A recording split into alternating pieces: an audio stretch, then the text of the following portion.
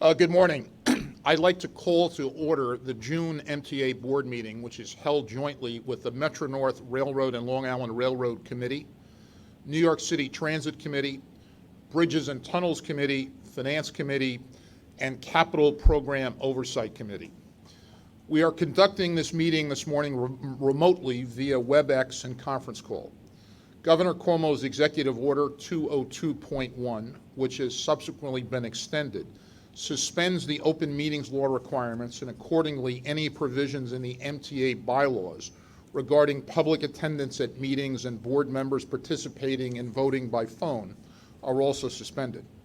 Now I'd like to ask our General Counsel, Tom Quigley, to do the official roll call for the record. Tom.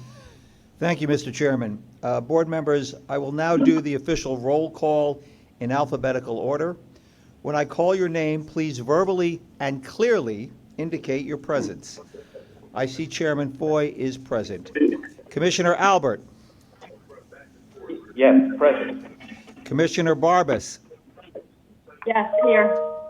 Commissioner Borelli. Present. Commissioner Brown. Commissioner Brown. Present. Commissioner Calise. Commissioner Calise. I am present. Commissioner Cortez Vasquez.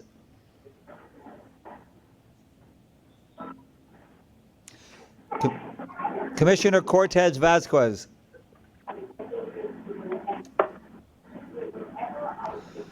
Commissioner Fleischer. Okay,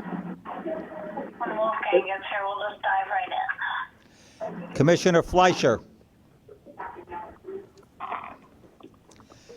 Commissioner Glucksman.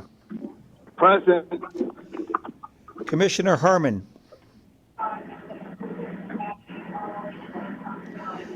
Commissioner Herman. Commissioner Jones. Present. Commissioner Lacewell. Present. Commissioner Law. Present. Commissioner Lynn. Present. Commissioner Mack. Present. Commissioner Metzger. Present. Commissioner Mahaltis, I'm told, is going to join us later. Commissioner Mojica. Commissioner Mojica. Yes, present. Commissioner Samuelson. Commissioner Samuelson. Commissioner Schwartz. Commissioner Schwartz. Commissioner Tessitore. Present. Commissioner Zuckerman. I'm going to say I'm here, but since last time you said you didn't hear me, I'd like you to please respond to say that you heard me say I'm here. What'd you say, Neil? Can you hear me, Tom? I am here. Yes, Don't tell me you yes, hear me. quite clearly. Thank you, Commissioner Zuckerman. I do Wonderful, appreciate wonderful. that. Now, just in case anyone is present but had their microphones on mute, I'm just going to go over those people who have not responded affirmatively. Commissioner Cortez Vasquez. Commissioner Fleischer. Commissioner Herman. Present. Present. Here. Was that? Tom, this is Rhonda. Do you hear me? I do. I got you. Thank you very much, Commissioner Herman. Okay. Commissioner Fleischer also. Fleischer. And Fleischer. Okay. Can you hear me? I Yes. did. Thank you. And lastly, Commissioner Samuelson. Thank you. Mr. Chairman, we have a quorum. Thank you, Tom. Later in the meeting, agency presidents and staff will submit procurements and actions for a vote. Your presence at this meeting and silence at the time of a vote will be considered an affirmative vote for the record. If you would like to vote no or abstain, please state your name and your vote. We will now move into our virtual comment period. As in prior months, speakers were able to register on Monday and send in their comments by video. We'll play public comments now for 30 minutes, and make the full public comment video available online.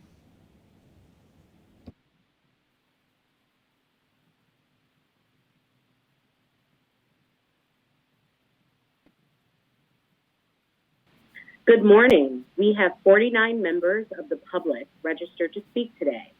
The first 30 minutes of public comment will be delivered at the board meeting, and the remainder will be posted online for the public and board members on June 24th. I would like to remind our public speakers that in the interest of time and fairness to all, we limit everyone to 2 minutes. Please be aware that there will be a warning beep to remind you that you have 30 seconds to conclude your remarks. Thank you for your patience and understanding throughout the virtual public comment session. Our first speaker is Senator Brad Hoylman.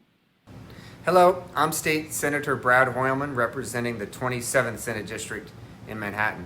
Thank you for the opportunity to provide comment on the MTA's work during this difficult time for all of us. And thank you, as always, to the essential MTA workers, including members of TWU Local 100, who are continuing to work so hard to keep our city running safely. We deeply appreciate all that you do. As the city moves into phase 2, subway ridership continues to slowly increase, nearly 1 million riders per day, although it's still far below pre-pandemic levels.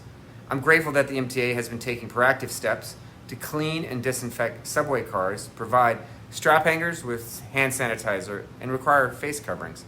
I'm also encouraged that the MTA is piloting the use of new technology, such as antimicrobial materials, UV light, and electrostatic sprayers to disinfect transit systems quickly and effectively. These steps are important to ensure that New Yorkers can ride the subway with confidence in their safety as more people return to work. Another potential step that I urge the MTA to explore is to keep subway windows open in order to increase the circulation of fresh air, which could limit the possibility of COVID-19 spreading in enclosed cars. Experts have emphasized the importance of ventilation in confined indoor spaces, such as trains and buses, in order to reduce viral load. And the Tokyo Metro is currently keeping windows open as part of their strategy to increase airflow.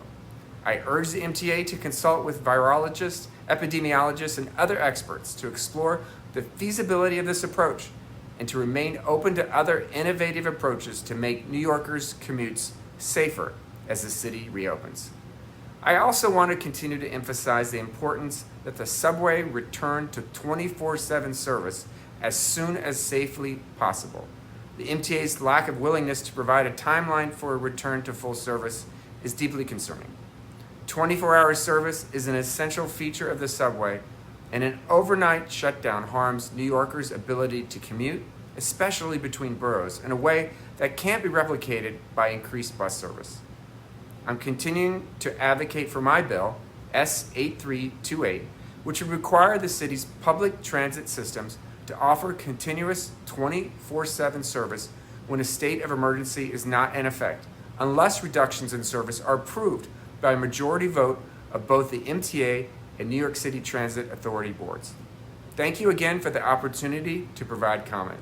I know the MTA is in a dire financial position, and I'm doing everything I can as a state senator to fight for more funding from the federal government to meet the needs of our essential public transit systems. Thank you so much for your service. Our next speaker is Linda Cohen. Hello, my name is Linda Cohen, and I'm a Staten Island resident. I'm requesting that one existing lane or more of the Verrazano Bridge be reserved for bikers and pedestrians on slow summer weekends. Every New York City borough has pedestrian and bike connections to the other boroughs via a bridge, except for Staten Island. I am not asking for major construction here. I'm simply asking that you just repurpose an existing lane or more during slow summer weekends. I've spoken to several electeds and agency heads, and they're supportive of this idea. But they always warn me, that's the MTA, good luck with them. I understand your limited funds, and as a member of Transportation Alternatives, I've tweeted Senator Schumer to request more funding for the MTA. I understand that he's working on this. but I don't think MTA funding is a major issue with my request. During this pandemic, people are avoiding public transportation. So this is the time when New York City is opening streets to the public and we're providing connectivity for bikers and pedestrians. And this is a time when biking and walking have increased substantially. So I am asking that you repurpose a lane or more of the Verrazano during quiet summer weekends so that bikers and pedestrians can safely travel between Brooklyn and Staten Island. Actually, in the scheme of things, I think that this is a minuscule request. And in all fairness and common sense, this request should be considered. Thank you. Our next speaker is Matt Camper, followed by Roy Fishman. Good morning, members of the MTA board. My name is Matt Camper, and I am a regional director for Passengers United.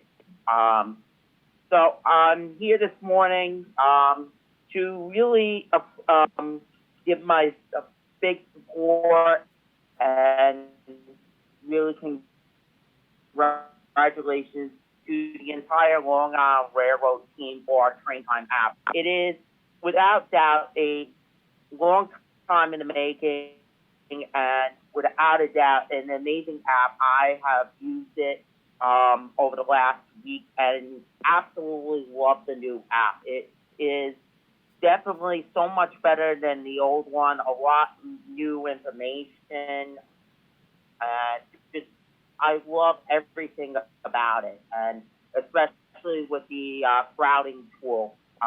It's going to change the way that all my fellow Long Island Railroad riders use the railroad for many years to come, and especially in this time of COVID-19, this absolutely is a great thing for all Long Island Railroad riders. And I really do think that it should be included on Metro North because, Metro North, it's absolutely, they use the same type of app, train time, and it's just, honestly, if the Long Island Railroad riders get it, then why can't Metro North riders get the same thing? And I feel that New York City Transit with the routing tool, I think this will help New York City Transit subway riders as they get to these dates. So hopefully you can look into that for the future as well. So thank you so much.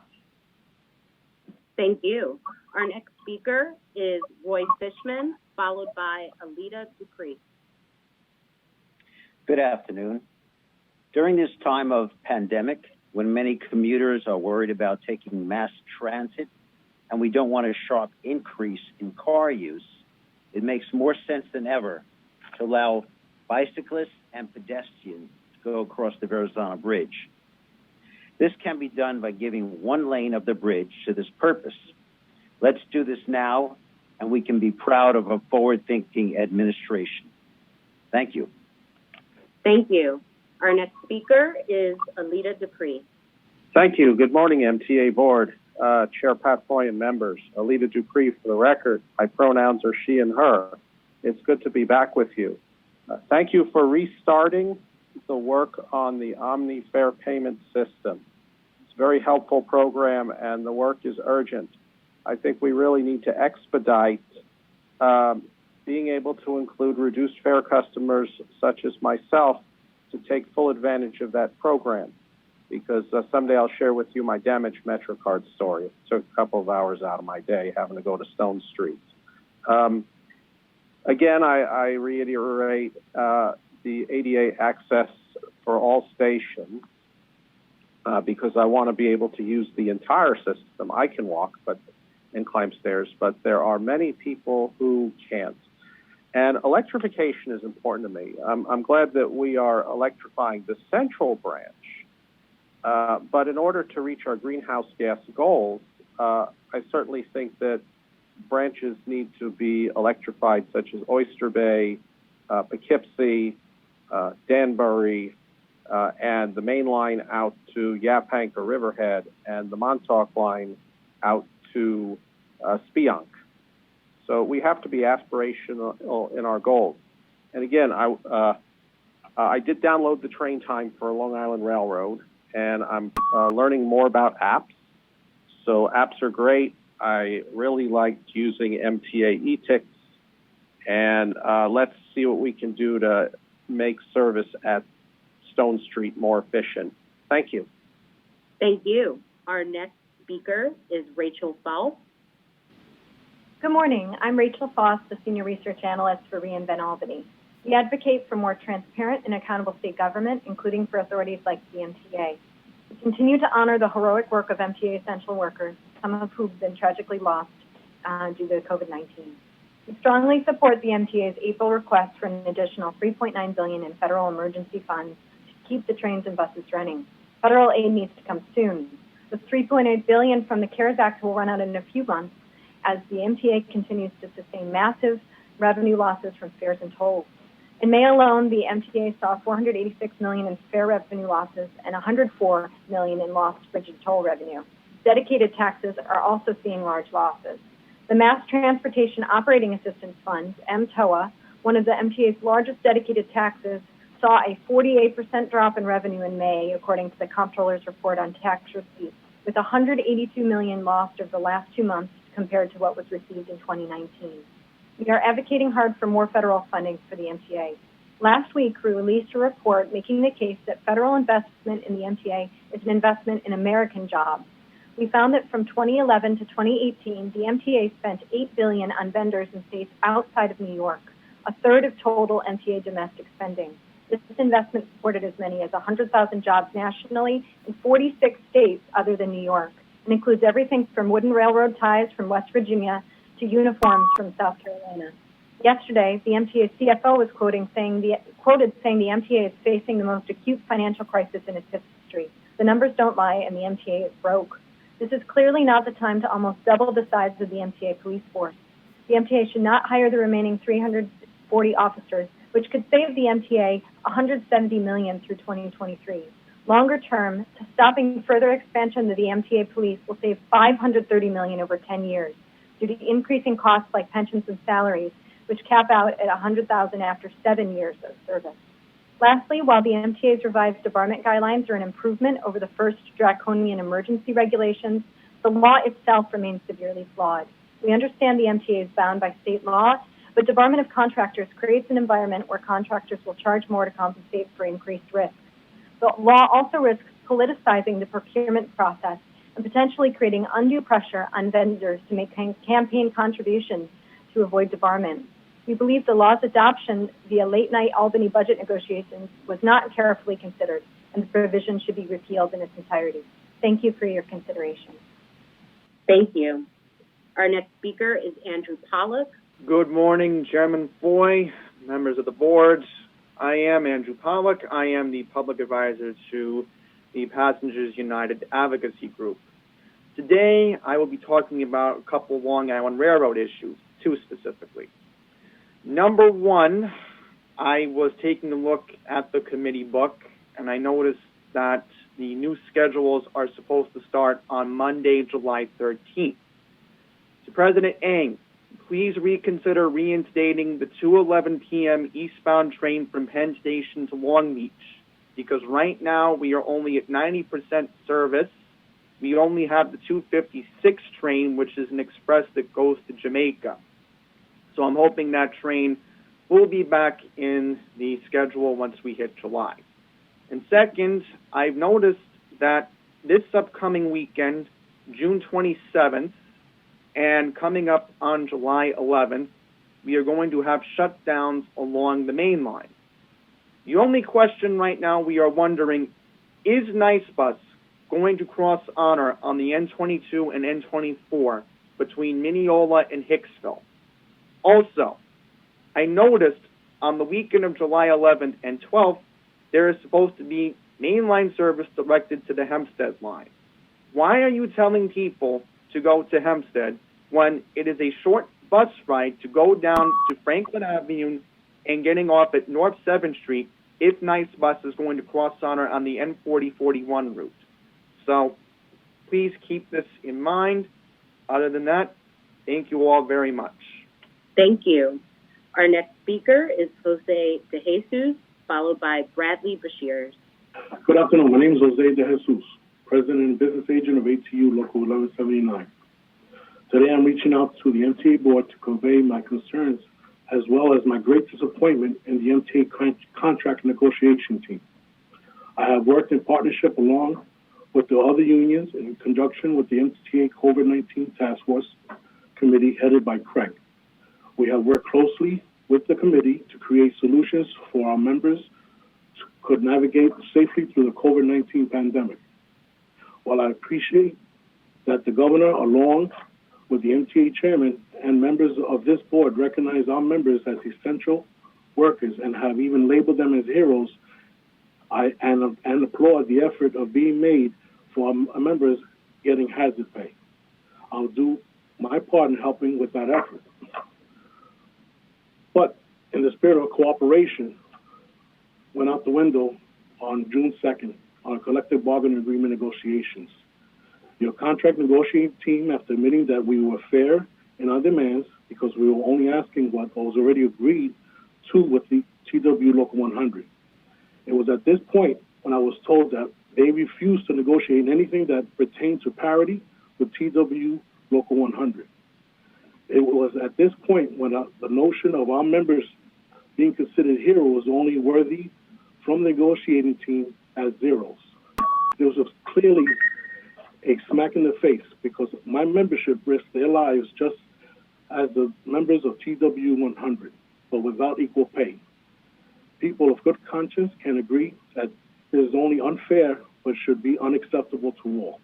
Thank you for your time. Thank you. Our next speaker is Bradley Bashir, followed by Christina Lampropoulos. Good morning. I'm Bradley Brashears representing the New York City Transit Riders Council. Today, I'm addressing the exciting 2-year anniversary of the Atlantic Ticket Field Study, which allows city commuters to ride the Long Island Railroad at a discounted rate with free transfers to New York City Transit, subways, and buses. By the end of March, over 1.7 million Atlantic tickets were sold, generating over $12 million in revenue for the railroad. While these numbers point to a successful program, further improvements would bolster this success while providing the safe and affordable travel that is so important right now as our region begins to reopen. In order to provide and build from the program's success, the Riders Council would like to see the following 3 items happen. First, make the Atlantic ticket a permanent discounted program. Second, improve purchasing options, such as adding it to e-tix and ultimately to Omni, providing monthly and one-way ticket options with transfers, and fixing ticket vending machines and reprogramming them to better direct riders to the Atlantic ticket option. And third, improve and expand Atlantic Ticket's marketing campaign to let more riders know about this affordable riding option. With all that is going on in our new world, riders need affordable travel options that support social distancing. Making the Atlantic Ticket program permanent, improving purchasing options, and marketing will help these efforts. As we move forward in the reopening process, we would like to continue the conversation to identify additional areas where the Atlantic Ticket, aka Freedom Ticket concept, will help both riders and the MTA. And in closing, we'd like to thank the MTA and all of its frontline heroes who have kept the system running during these very, very challenging times. Thank you. Thank you. Our next speaker is Christina Lampropoulos, followed by Mark Henry. I'm Christina Lampropoulos, president of TBTA SOBA. I represent 140 sergeants and lieutenants on MTA's bridges and tunnels. The majority of my membership have served the MTA for nearly 20 years. They have served this agency for 9/11, major snowstorms, hurricanes, accidents, suicides, political protests, and COVID-19. Every day they don their uniforms in the face of any challenge, and they are the heroes of the TBTA. On June 2nd, my executive board was notified that the MTA is reevaluating their bargaining position due to its current financial state. Where does that leave us? It's unacceptable for the MTA to take this stance. Our contract has expired since 2012. Since 2016, we've been negotiating, attempting to settle up to 2019. Since 2016, we've been strung along and rejected at every attempt. We're at impasse, scheduled for one last mediation, and sadly, the MTA has given the dedicated members of my unit no hope. Throughout the COVID pandemic, it's become abundantly clear that SOBA sergeants and lieutenants are the most essential employees TBTA has. While the majority of TBTA employees were sent home to work or put in reduced schedules, my members have been required to continue to report to work. They've kept operations running smoothly so the rest of your employees can remain safe at home. Meanwhile, TBTA uses non-union, non-civil service employees to replace us in our regular duties and gain leverage in contract bargaining. You can't hide behind your excuses of financial hardship, refusing to bargain with the hardworking employees in SOBA and throughout the MTA. They are just excuses. What is the excuse for allowing the TBTA to keep its most essential employees from settling their contracts? For keeping sergeants and lieutenants at 2012 wages, keeping first and second level sergeants making less than their subordinates? What is the excuse when every other employee, including non-union, non-civil service employees, have gotten raises in the last 8 years? You need to step up, put your excuses aside, and make sure all of your heroes don't get zero. Thank you. Our next speaker is Mark Henry, followed by Lisa Daglian. Thank you. Good afternoon to all. Chairman Foy, members of the MTA board, my name is Mark Henry. I'm the president business agent of ATU Local 1056 in Queens, and I also chair the ATU Legislative Conference Board. On behalf of those members, I urge this board must acknowledge the sacrifice and hard work by these members of ATU locals that work for New York City Transit. This body of employees should never be underestimated. Everyone in the MTA union, especially in Queens and Staten Island locals, has given and given for this crisis. We are all in this together. Remember? The governor, the mayor, elected officials called on us to be there for the average New Yorker, and we did. We are deserving of parity wages, the same as Local 100. The federal monies have already been provided. In the very beginning, the MTA didn't react to this virus seriously, and some of us paid the ultimate sacrifice. Since this pandemic hit New York, my local has suffered 6 members, countless lives lost due to this coronavirus, countless members sick because of this virus. Everyone realized this virus doesn't play favorites, and the risk of the contact increases every day you're exposed. ATU members, just like TWU members, sacrificed our lives for the greater good of this city during a time when everyone's life was in jeopardy. Our future was uncertain. Our exposure was great, and others were told to shelter in place. We come to work during this pandemic. We sacrificed during 9/11. We moved the military, disasters, moving homeless, operating during protests, blackouts, subway and rail shutdowns. We're there. Hurricane events like Sandy, we're there. Reconnecting the Rockaways, we're there. We provide a safe haven and safe riding. Today, this board must concede this wrong and embarrassment and its fairness and accountability to this workforce that has stood time and time again, crisis after crisis. This should not be the tale of two wages. Come back to the negotiating table, settle our agreements. These individuals who are alive today are deserving. They are heroes, they are essential, they are frontline, they are emergency responders, and they need to be treated fairly, Mr. Boyd. Remember, you called us heroes. Don't make us zeros. Come back to the table, settle our contracts. We're just asking for parity, and we can move on and be there for the city of New York.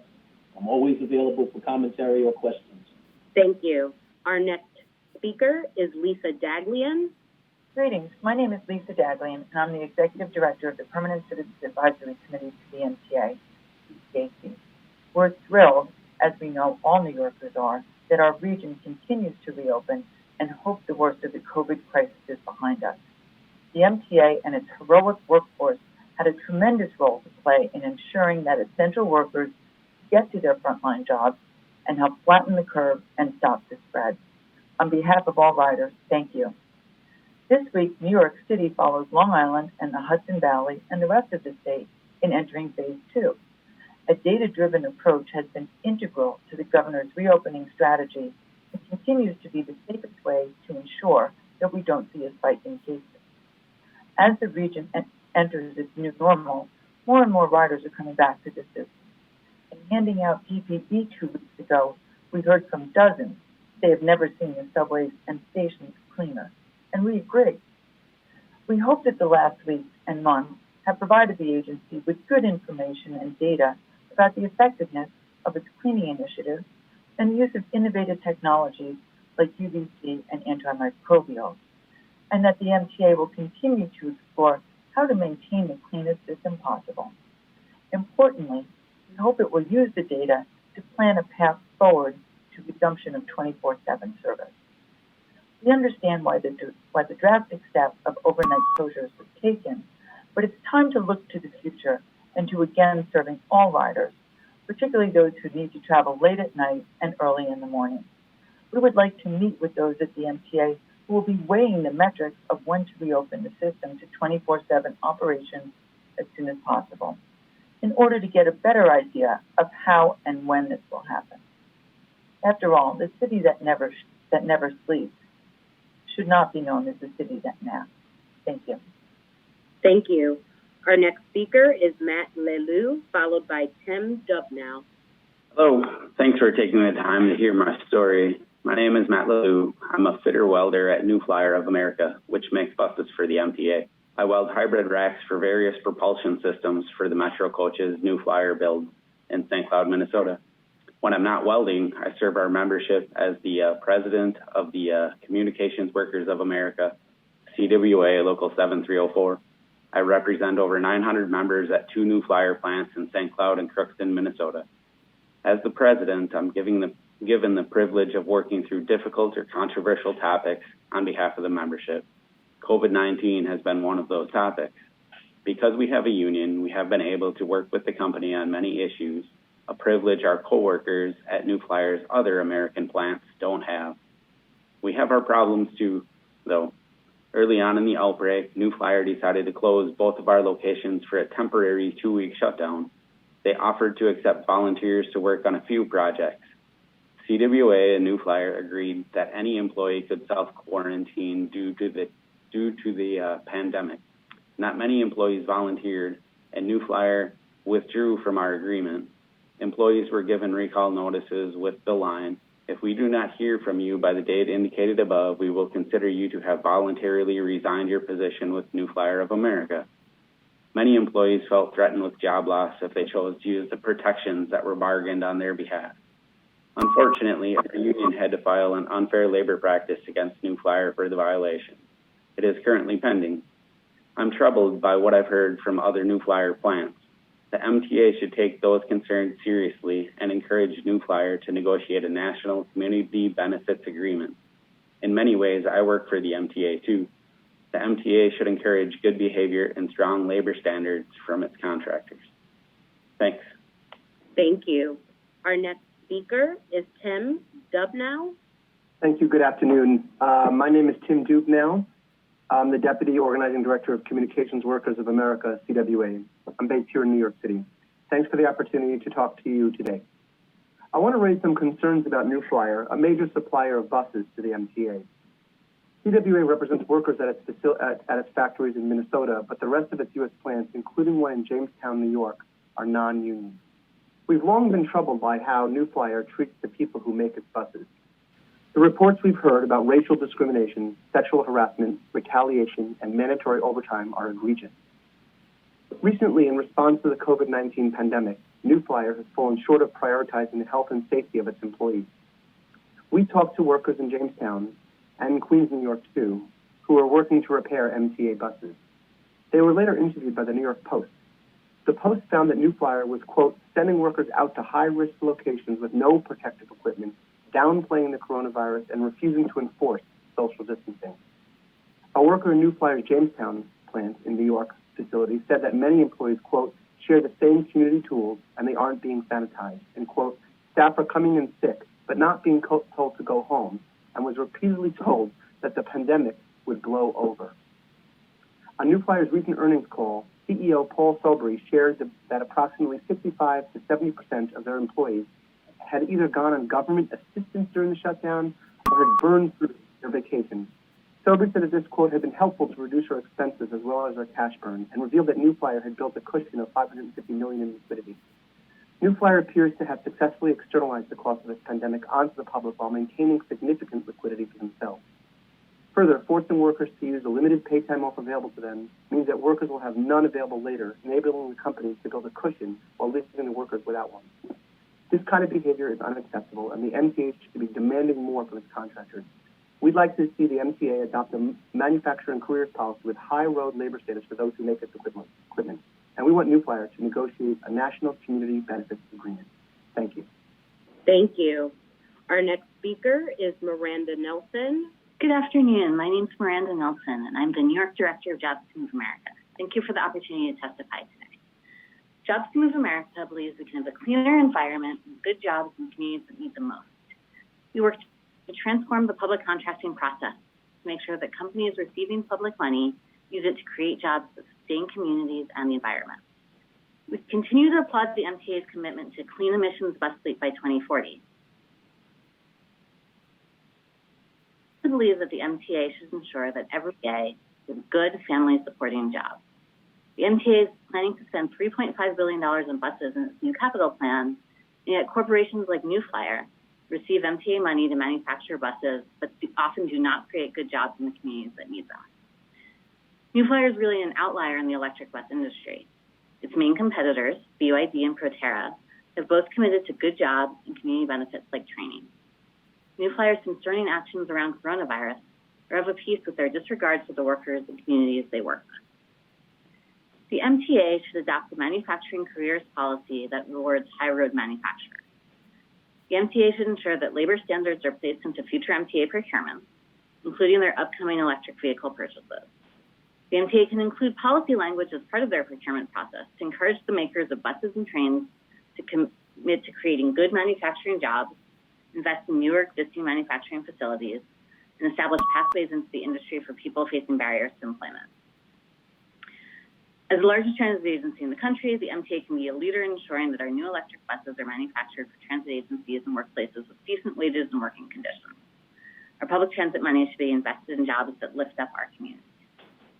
Thank you. Thank you. Our next speaker is Vincent Modafferi. Good morning, Chairman Foy and distinguished members of the MTA Board. My name is Vincent Modafferi, and I am the president of the Transit Supervisors Organization. Our organization represents the hardworking, dedicated, and heroic men and women who supervise the bus operations in the OA, TA Queens, and MTA bus. Throughout this historic pandemic, our members have courageously come to work every day to ensure that the essential transportation services for the heroes who are performing critically essential work during this pandemic is being provided to them. However, this has come at a cost to our members and their families. To date, we have had well over 110 of our members who have tested positive for COVID-19. As a percentage of positive by title, it is our supervisors who have the highest rate of infection in the Department of Buses. Tragically, 3 of our members, OA dispatcher Felix Castillo, MTA bus dispatcher Clyde Coburn, and transit support coordinator Yvette John, lost their lives due to the virus. We would like to thank the MTA board and the leadership of the TW for coming to an agreement that grants line of duty death benefits to the families of our fallen heroes. Even with these sacrifices, our members have endured to work under a contract that has expired on August 31st, 2018. We have not received any raises since 2017. As recently as a few weeks ago, we were in the process of finalizing a 28-month successor agreement that was patterned on Local 100's 2017-2019 agreement, when on June 10th we received a letter from Anita Miller informing us that given the financial calamity the MTA is facing as a result of the pandemic, the MTA is reevaluating our budget and bargaining positions based on this new reality. That letter unilaterally ended our contract negotiations. The terms of this 28-month agreement is September 1st, 2018 to December 31st, 2020. The 2.5% pattern raises in this agreement would have occurred in 2018 and 2019, thus predating the pandemic and the financial calamity it has caused on the 2020 MTA budget.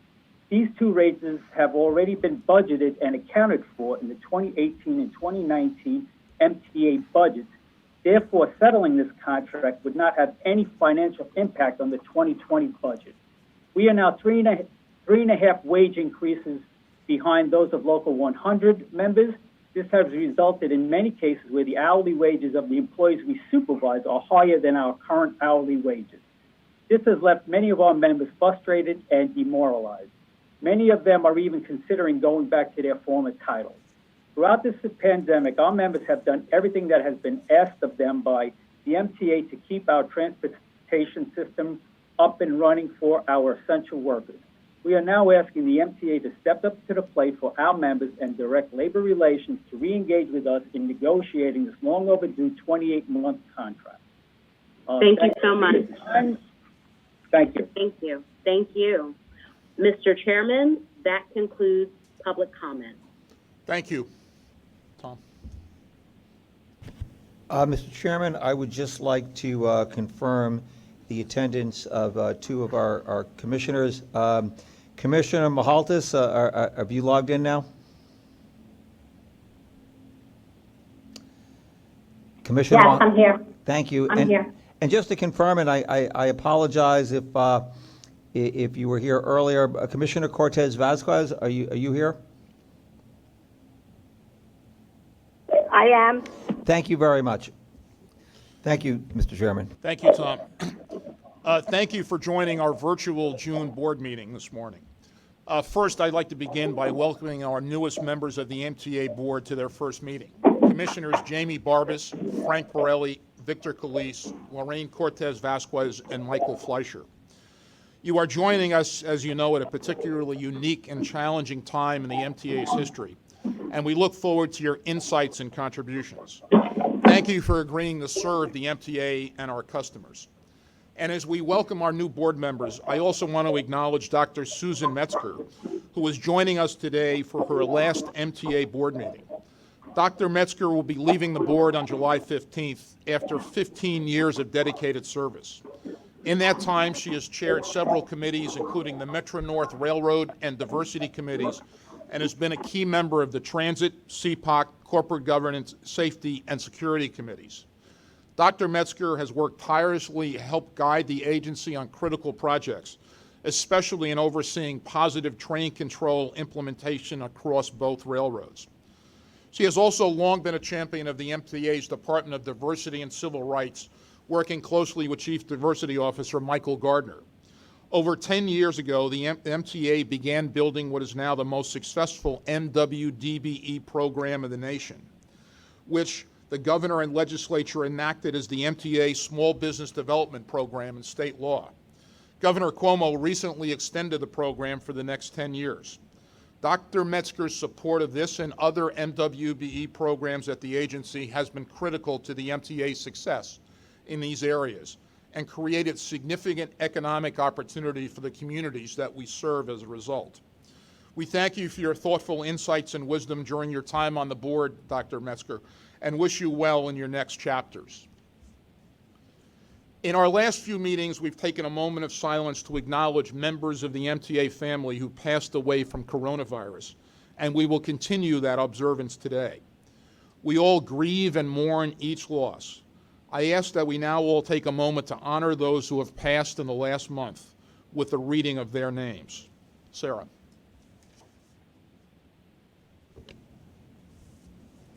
Thank you.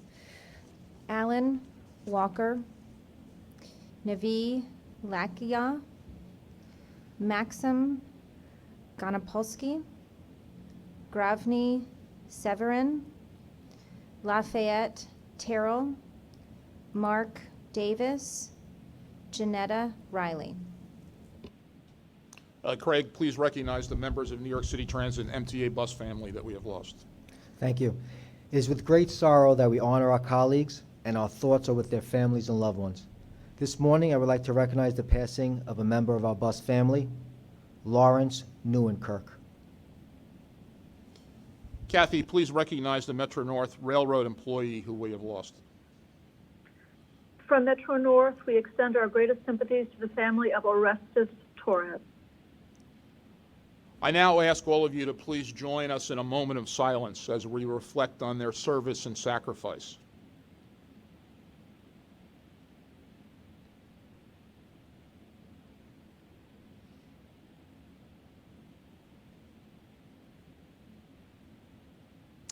Thank you. We will never forget the dedication, service, and contributions of these brave men and women. These last few months have undoubtedly been the toughest in MTA history as we've navigated an unprecedented public health crisis, and the city and state hit pause on life as we knew it. But throughout it all, the hardworking women and men of the MTA kept this region moving for the essential workers and first responders during the height of the crisis. And now, as we welcome back more and more customers as the region reopens. We marked a major milestone at the MTA and the city itself this week, with 2 million subway and bus customers returning to our system. On Monday, subway ridership rose to nearly 1 million customers, roughly 19% of ridership compared to this time last year. On buses, we served more than 1 million riders on day one of phase 2, approximately 48% of our normal ridership. These numbers are right around where we expected to be for subways, but bus ridership has certainly exceeded expectations. That more people are coming back to our system sooner is a note of optimism for New York as we start to return to a new normal. But to be clear, on a normal day pre-pandemic, approximately 7.6 million customers would ride on subways and buses. Protecting the health and safety of our customers and employees will continue to be at the core of everything we do, as it has been all along. Research and reports from around the world suggest that high rates of wearing face coverings or masks are critical in minimizing risk of transmission. On our system, wearing a mask or face covering continues to be mandatory, per the governor's executive order, which has the force of state law. And we're glad to see almost all our customers doing their part. Our surveys show that 95% of customers are wearing masks when riding with us. If you forgot yours, you can stop by a station agent in the subway and pick one up. We'll continue to remind you of this critical practice, along with other recommended public health practices, with reminders to frequently wash your hands or use the hand sanitizer in our stations, mind the decals throughout the system, and if you're sick, please stay home. Tremendous credit and thanks to Sarah Feinberg, Sally Labrera, Craig Cipriano, and their teams at Subways and Buses, who have done a fantastic job during the city's reopening, and a truly amazing job throughout the entire pandemic. Huge credit too to Sarah Meyer, Joe Chan, and their team for their creative messaging campaigns. I also want to commend Phil Ing and Kathy Rinaldi and their teams for their excellent work. Long Island Railroad and Metro North have been increasing service to meet growing ridership as the Long Island and Westchester Hudson Valley regions continue to progress through reopening and ensuring a safe return for all our railroad customers. On Monday, Long Island Railroad served 16% of our pre-pandemic ridership, and Metro North approximately 13%. None of this would have been possible without the hard work and dedication of our incredible workforce, the heroes, moving heroes of this crisis. They not only continue to keep this region moving, but keep the system clean and safe. This requires an ongoing Herculean effort, in the words of Governor Cuomo, by our workers. Our 472 subway stations have been disinfected over 94,000 times. Subway cars have been disinfected nearly 500,000 times. Buses more than 250,000 times. And accessoride vehicles more than 131 times. And the hard work of our employees has been a tangible impact for our customers. In a recent survey, 70% of subway customers surveyed said the system looks cleaner than ever. Our railroad team is also working tirelessly on this front. Long Island Railroad stations have been cleaned more than 26,000 times to date, and Long Island Railroad train cars more than 75,900 times during that period. And Metro North stations have been cleaned more than 26,000 times, while Metro North train cars have been cleaned nearly 40,000 times. Additionally, our innovative pilot testing the use of ultraviolet C light for disinfecting purposes is moving full speed ahead on subways and buses. The MTA is also partnering with the EPA to research the long-term effectiveness of antimicrobials to evaluate whether they can provide protection, eradicating the COVID-19 virus for weeks or even months after application. Validation that these antimicrobial products kill the COVID-19 virus over time would be a game changer as we work to restore public trust in mass transit. And we'll continue to seek new technologies and techniques to help us achieve our goals of ensuring our system is as clean and safe as possible. A big part of that is ensuring that everyone has the right equipment and protection to stay safe, especially face coverings and cleaning supplies for our employees. Since March, the MTA has distributed 3.4 million masks, 5.7 million pairs of gloves, 3.3 million sanitizing wipes, and nearly 40,000 gallons of hand sanitizers to our heroic workforce. And since the start of Phase 1, we've been providing masks, including 2 million masks contributed by the state and the city, and hand sanitizer to customers as well. A word about our finances. While we have spared no expense in our response to COVID-19 to ensuring the health and safety of our customers and employees, we also have to be realistic and acknowledge the shocking financial impact this health crisis has had, as our fare and toll revenues have literally tanked, as ridership declined to unimaginable lows, and as our dedicated taxes and subsidies are declining substantially, as the general economy is mired in uncertainty created by the pandemic. To be clear, this is a four-alarm fire. We are facing the most acute financial crisis in the history of the MTA. Our CFO, Bob Foran, will provide a more comprehensive update in a moment, but I want to be crystal clear up front. Our COVID response efforts, while critical, also come at a high cost, and the economic damage to our finances is enormous. Total COVID-related losses so far this year represent a decline of fully 45% of our 2020 adopted budget revenues. The deficits we face in 2020 and next year, 2021, are without precedent in the history of the MTA. We've faced large deficits before and made changes to the organization to become more efficient or reduce expenses in order to balance the budget. But this situation is dramatically and entirely different. This projected deficit is orders of magnitude greater than any financial crisis the MTA has ever faced. We cannot cut our way out of this crisis. Without additional federal funding, our options are limited, and none of them are good. We're going to feel the impacts of this crisis for many, many years to come. A word about federal funding. The situation I've described is why we continue to urgently press the Senate, U.S. Senate, to deliver significant additional federal aid to the MTA to offset the dramatic declines in revenue and increased operating expenses we've experienced this year and will experience next year and in the years to come. We are grateful for the funds we received from the CARES Act, and we thank Speaker Pelosi, Minority Leader Schumer, Chair Lowy, Congressman Jeffries, and Congressman Espaillat for their support in securing this critical funding.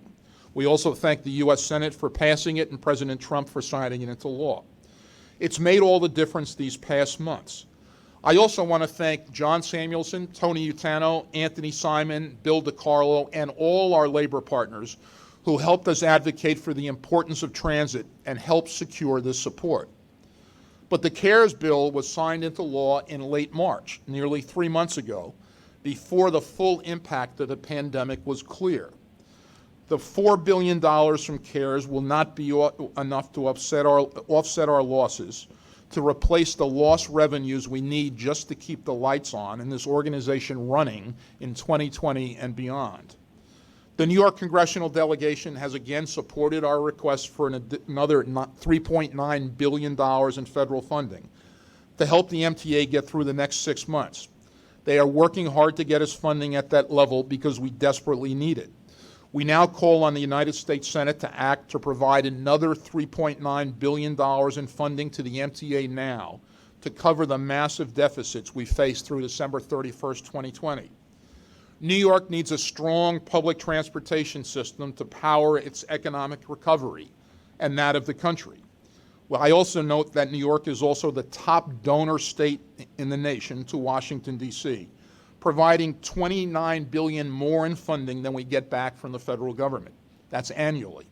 We urgently need federal aid to keep service running and protect our historic capital program, which will put New Yorkers back to work and deliver the upgrades needed to bring the MTA into the 21st century. There is no time to waste. We need help, and we need it now. And lastly, I want to take a moment today to recognize what's happening in this city, state, and in the country at this particular moment, as we all reckon yet again with the lasting legacy of systemic racism that remains embedded in the fabric of our nation's daily reality, and as we reflect deeply and honestly about the long and hard work we all need to do to create a more just and equitable society. We recognize that the MTA has a responsibility and role in this moment as one of the largest employers in the region and as the region's mass transit service provider. It is our responsibility to not only affirm our commitment to diversity, inclusion, and equity to all employees, but to reflect deeply and honestly about how we as an agency enact and embrace these values in all that we do. It is our responsibility not only to reflect, but also to take critical, thoughtful, and responsive action to make meaningful change. This includes identifying, confronting, and addressing inequities that may exist within our own organization, to acknowledge our shortcomings in both the past and the present, and to come up with a concrete plan to do better and to get it right. As I said to our employees in a letter last Friday, Juneteenth, we will start this process by hearing from you, our employees, with a series of employee listening and engagement sessions facilitated by the Conference of Minority Transportation Officers, COMTO. We will take your feedback from these listening sessions, supplement it with data, benchmark it against other organizations, and create actionable initiatives that our leadership team will consider for implementation. We are also continuing to explore additional ways to engage our employees, hear from them, and come together to determine the meaningful changes we can make together. I'll now turn it over to Pat Warren, our Chief Safety Officer. Thank you, Pat. As is always the case, the health and safety of employees and customers is our top priority.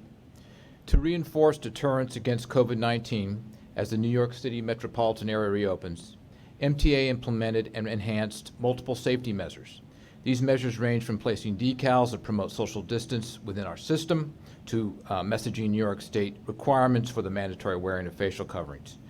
To further support this effort, MTA, together with New York State and New York City, made masks and sanitizer available at every station. As part of this so far, over 1.4 million masks have been distributed, and of course you heard that there are 2 million that were contributed by the state and city. And also thousands of gallons of hand sanitizer have been distributed. This is in addition to the 3.5 million masks and 5.7 million pairs of gloves that have been distributed to our own workforce during the pandemic. MTA further continues risk mitigation efforts against COVID-19, which started earlier in the pandemic, including rear door boarding on buses, cessation of the handling of cash, and disinfecting of rail cars, buses, paratransit vehicles, and stations multiple times daily. At the last board meeting, we highlighted that we were closing the subway from 1 to 5 a.m. daily to enable extensive cleaning and disinfecting of train cars and stations. The fruits of these endeavors are obvious if you ride the subway system, as their level of cleanliness and sanitary conditions are extremely high. Further, we noted that together with New York City, we're using the closings to maximize the connection of those experiencing homelessness with services they need and deserve. The results of these efforts are also striking, with record numbers of homeless accepting some form of services and nearly half, a never-before-seen high percentage, remaining in shelters to date. MTA is not resting in its attempts to identify and implement new products and techniques to protect our employees and customers, many of which were highlighted by Chairman Foy as part of the 13-point return to service safety plan instituted as New York City went into phase 1 of its reopening. We have pilot projects examining the efficacy of ultraviolet light and antimicrobial disinfectants. We are in the throes of testing new HVAC filters, and we are following state requirements for contact tracing to enable the protection of our employees. A few statistics regarding our workforce. In late March and early April, we saw the number of employees quarantined for COVID-19 soar to over 6,000. Today, we have less than 565 in quarantine and continue to observe very low numbers of new cases of COVID-19, only single-digit increases. We have returned nearly 10,000 employees to work. that were out sick or quarantined for the virus. These health gains have significantly improved the ability of our essential workforce and can consequently stabilize our essential transportation services. This is exceptionally positive news, given that Long Island Railroad and Long Island and the Lower Hudson Valley have progressed into Phase 3 of their reopening, and New York City is now in Phase 2. These observations make us optimistic that our risk mitigation programs, including our disinfecting regimes, as well as requirements for wearing facial coverings and maximizing social distancing, are contributing to the effective deterrence against COVID-19 for both our employees and customers. Chairman, this concludes my report. Thank you.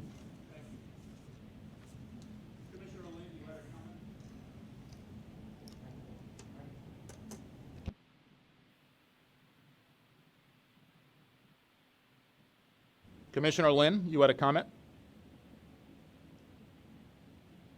I'm off mute. Yes. So thanks very much, Pat and Pat, for the presentation. Let me first start by just wishing Susan Metzger the very, very best. She has been an extraordinary colleague, an incredible problem solver, and I know that the board members will miss her very, very much. Second, before I talk about the issue of employee safety, I would like to reiterate, Pat, the suggestion I'm making for a long period of time that I do think there needs to be central discussion. I'm not planning to publicly discuss this, but there needs to be either a separate committee or some way to talk about labor relations and human resources issues. That was especially true during the transformation discussions, but now it's extraordinarily important given the pandemic and the impact on human resources and labor relations and collective bargaining that we heard the public express from the ATU, the Bridge and Tunnel Union, the TSO, and CWA. So I really would like to reiterate that I do believe there should be a separate group that looks at human resources and labor relations issues on the board and can have full and collaborative conversations. On the issue of the police safety, I grieve with my colleagues at the MTA for the terrible loss of 132 MTA employees of COVID-19 during March, April, May, and early June. And I wish the very best for their grieving families. After all this very sad news, it was wonderful to see in the press yesterday, it was reported that for the last 2 weeks, there have been no new MTA employee COVID-19 deaths, which I think is just extraordinarily significant. Also, I've been working with Pat Warren and looking at MTA data that shows some additional wonderful news about employee health and safety. That during the last week, there have been less than one case per day. Over the last 3 weeks, there were 18 total new cases, total over 3 weeks. This should be compared to the extraordinary numbers that during March and early April, there were 7 separate days where 90 or more confirmed cases of COVID-19 per day. And there was one day where the MTA actually had 130 new COVID-19 cases. So really, to put that in the context of less than one per day just shows the extraordinary process, extraordinary success. And while I think the data is clear that MTA employee coronavirus cases during March and April were just as bad as it gets, over the last several weeks, MTA employee COVID record is really about as good as it gets. So we should all praise the MTA employees for their hard work, for the distribution of PPE, the masks, the gloves, the chemicals, the constant cleaning, the innovative hand sanitizer boxes, the state-of-the-art technology to achieve this wonderful turnaround. I think is extraordinary. I've been saying a number of times that as goes the safety of our employees, I believe that ought to be useful and helpful in convincing the public that it is now safe. So we obviously need to continue the rigorous screening, testing, and contact tracing. And I know you're going to speak about the WSP Global Report. I thought it was interesting that they mentioned WMATA, the Washington Metropolitan Area Transit Authority, where they maintain COVID-19 public information dashboard to track the number of employees who have confirmed virus cases and the number of return to work and the number of them hospitalized. WMATA made available to the public details, including, this is again in the report that you're about to speak about, WMATA made public the public details, including known location, potential exposure to other contacts, and a cleaning disinfectant process that was used at each location. So whether the type of dashboard makes sense at the MTA or not, let's continue the critical work to keep our employees safe. And most importantly, let's make sure we let the public and our employees and our customers know of the terrific success you've all had in dealing with employee safety. Thanks. Thank you, Commissioner. Any other comments? All right, thank you. As you heard and discussed in May, the MTA partnered with WSP USA to develop a similar report for APTA. We partnered with WSP USA to develop a global practices report based on a comprehensive international review of actions transit agencies can consider to help protect employee and customer health. This report, which was released on Monday, signals our commitment to continuing to innovate at every turn as New York reopens and we recover from the COVID-19 pandemic. We're leaving no stone unturned in our efforts to ensure customer safety. As a follow-up to the Global Practices Report, WSP is currently finalizing a pandemic response review comparing MTA's response to COVID-19 against prevailing public health guidance, which has evolved over time. This review also benchmarks the MTA's actions against pandemic response practices described in the APTA COVID-19 guide. The team will provide a summary of their findings and discuss their review today, while the full document undergoes final language review. WSP previously partnered with APTA and faculty from the Johns Hopkins Bloomberg School of Public Health to develop a transit industry guide, the COVID-19 Pandemic Public Transportation Response, Safeguarding Riders and Employees. That report was issued in April. Joining us today, as in May, are Mike Marino, who's WSP's Managing Director of Transit and Rail Engineering. Mike's an expert on transit and rail and has extensive railroad experience, including working at or with Amtrak, Long Island Railroad, New Jersey Transit, SEPTA, Metro-North, New York City Transit, and retired from the Port Authority as the Director of PATH. He's got a deep knowledge of rail operations in the region. John Gasparin is WSP's Mid-Atlantic Transit and Rail Services Lead. His multidisciplinary background includes a comprehensive understanding of transit operations and public health, and he has coordinated projects with many federal transportation agencies, including the FTA, FHWA, and FRA. John served as the WSP lead on the APTA report issued in April. And Dr. Aisha Rivera is a faculty associate and program director for the Occupational and Environmental Medicine residency at Johns Hopkins School of Public Health. Dr. Rivera's contribution to this presentation is as a consultant for WSP. This arrangement has been reviewed and approved by the Johns Hopkins University in accordance with its conflict of interest policies. And with that, I'll turn it over to WSP. Thank you, Chairman. I want to confirm that you can hear me and that you can see the screen. Both, John. Perfect. So we've prepared a slide deck for you to summarize our work, and as the Chairman mentioned, we have Mike Marino and Dr. Aisha Rivera with us to help answer any questions that you might have following the report. I wanted to first start by providing an overview of the scope of our two main deliverables. The Global Practice Report, as mentioned earlier, looked at what other organizations are doing around the world to help protect the health of their employees and customers. This report also identifies if those practices are aligned with public health guidance at the time that we wrote the report. And I also want to clarify something. The report is not a book of recommendations. The report is a book of what other organizations are doing.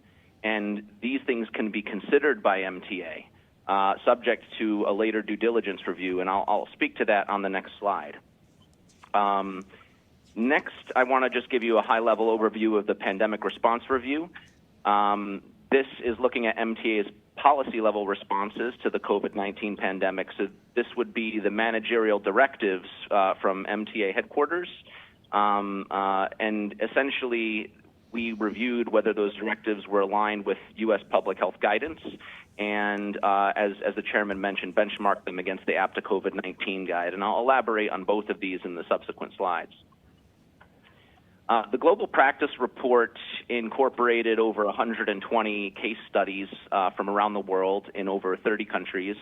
We leveraged the strength of the fact that we have 500 offices globally, and this allowed us to engage colleagues in these countries that helped us source literature, perform direct interviews, and review international news media sources, often in non-English languages. And so our colleagues helped with translation to English for a number of the practices that are referenced in the report.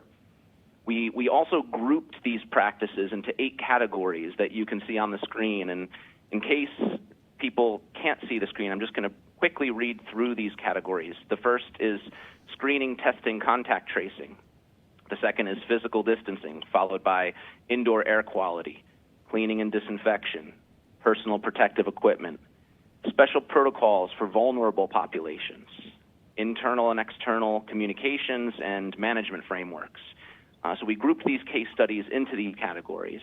And as I said earlier, these are not recommendations at this stage. These are case studies that need to be considered against a whole host of things, not just U.S. health guidance, but also applicable laws in the U.S. and in New York and the culture of New York. And from a feasibility standpoint, there's also considerations of the technical configuration of MTA's transit system or the age of certain pieces of the transit system. So there's a whole host of things that go into not only considering which case studies are appropriate for MTA, but also the feasibility and also how these should be prioritized. What are the top priorities? The last thing that I want to point out, because these are all important things to bear in mind as you go through the report, is a number of the case studies here could be immediately considered for implementation by MTA, but we've also included a lot of documentation on emerging scientific research that may, at some point in the future, provide MTA and other organizations with additional measures that they can consider to help protect human health. And so we need to kind of separate those things and bear in mind which things can be immediately considered and which require further research. So please bear all of these in mind as you go through the report. It's lengthy. It's detailed. There's a lot of citations at the end. If you'd like to see source documents, wherever possible, we used hyperlinks so that you can get to source documents and see for yourself what we were pulling from. I want to talk a little bit about the pandemic response review. It's substantially complete. And to get through as quickly as possible MTA's policy level responses, we furnished the MTA with a survey instrument. We had over 190 questions in this survey instrument for MTA to answer. And essentially, to some of them, MTA provided written answers. In many cases, MTA provided us with internal and external documents to demonstrate how they've taken certain actions. And something to bear in mind about this survey instrument is it wasn't just based around health guidance. We based the questions around the prevailing health guidance today, in the space of SARS-CoV-2 and COVID-19, but we also based the questions around the types of practices that are in the Global Practice Report, so that we can get a sense of whether MTA is already implementing some of these practices or might be considering implementing some of them already. So it was a holistic assessment of what MTA is doing and considering. We summarized the responses provided by MTA into 8 categories in the response review, the same 8 categories that you saw in the Global Practice Report. So that would be screening, testing, contact tracing, physical distancing, et cetera. We also compared MTA's managerial actions against prevailing public health guidance today. but not just today. As the chairman mentioned, public health guidance has changed over time, sometimes in significant ways. So we've included in the review a milestone timeline of how this pandemic has unfolded, the major milestones, including when public health guidance has changed, and at times where appropriate, we do also compare MTA's actions against the health guidance that was available at the time. Also, as we mentioned earlier, we compared MTA's actions against the practices in the APTA COVID-19 guide and also the timing for when that guide was published. The next couple of slides that we have to show you provide a pretty high-level overview of the findings in each of those 8 categories. I'm going to try to speak to these relatively quickly, and of course, we'll furnish the full report to MTA soon, where the full detail will become available to MTA and the board. So that being said, I want to talk first about management frameworks. One of the first things that became apparent is MTA took some pretty proactive steps. You can see the first one on the screen there, January 27th, 2020. This is before there was even a public health emergency declared in the United States, let alone New York.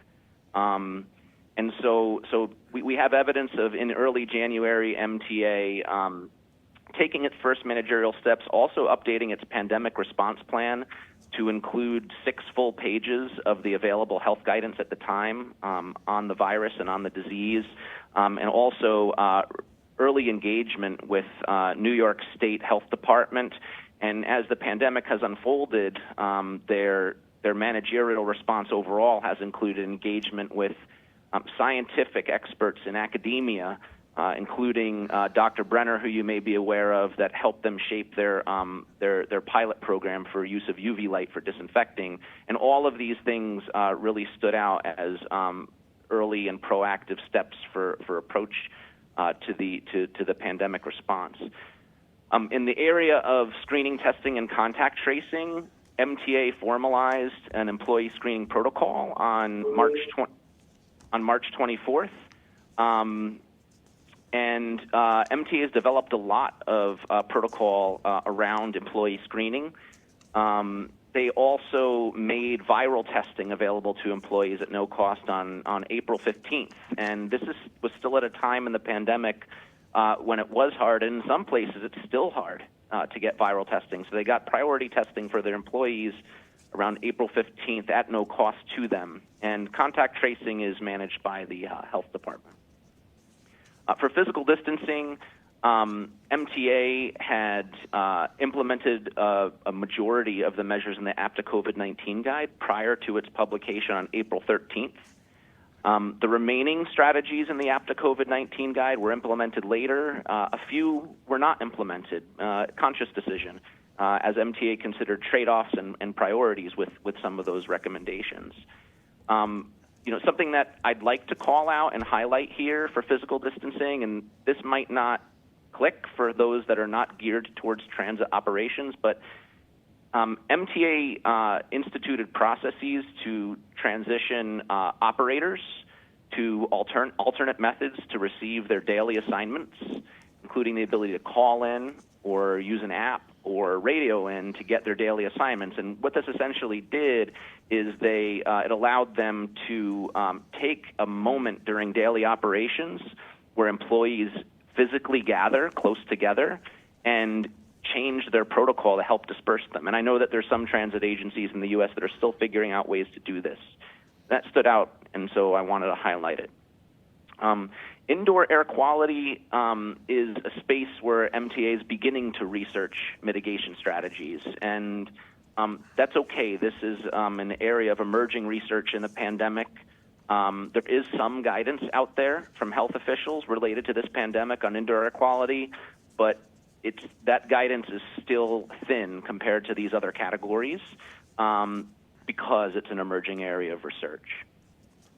Next, I want to just touch on cleaning and disinfecting. MTA enhanced their cleaning and disinfection program starting on March 3rd, and that's 2 days after the first case of COVID-19 was confirmed in all of New York.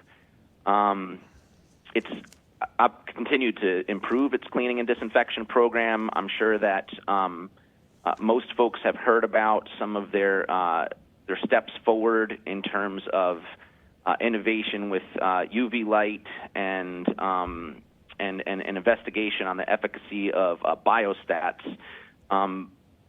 Something that's worth adding here is, when it comes to UV light and biostats, I've personally come across examples where transit agencies have applied these products hoping that they might make a difference. MTA went beyond that, and we've had the ability to be involved in discussions and understand that they've taken an empirical and scientific approach to evaluating the efficacy of these things, and have been careful to evaluate safety and feasibility before relying on them.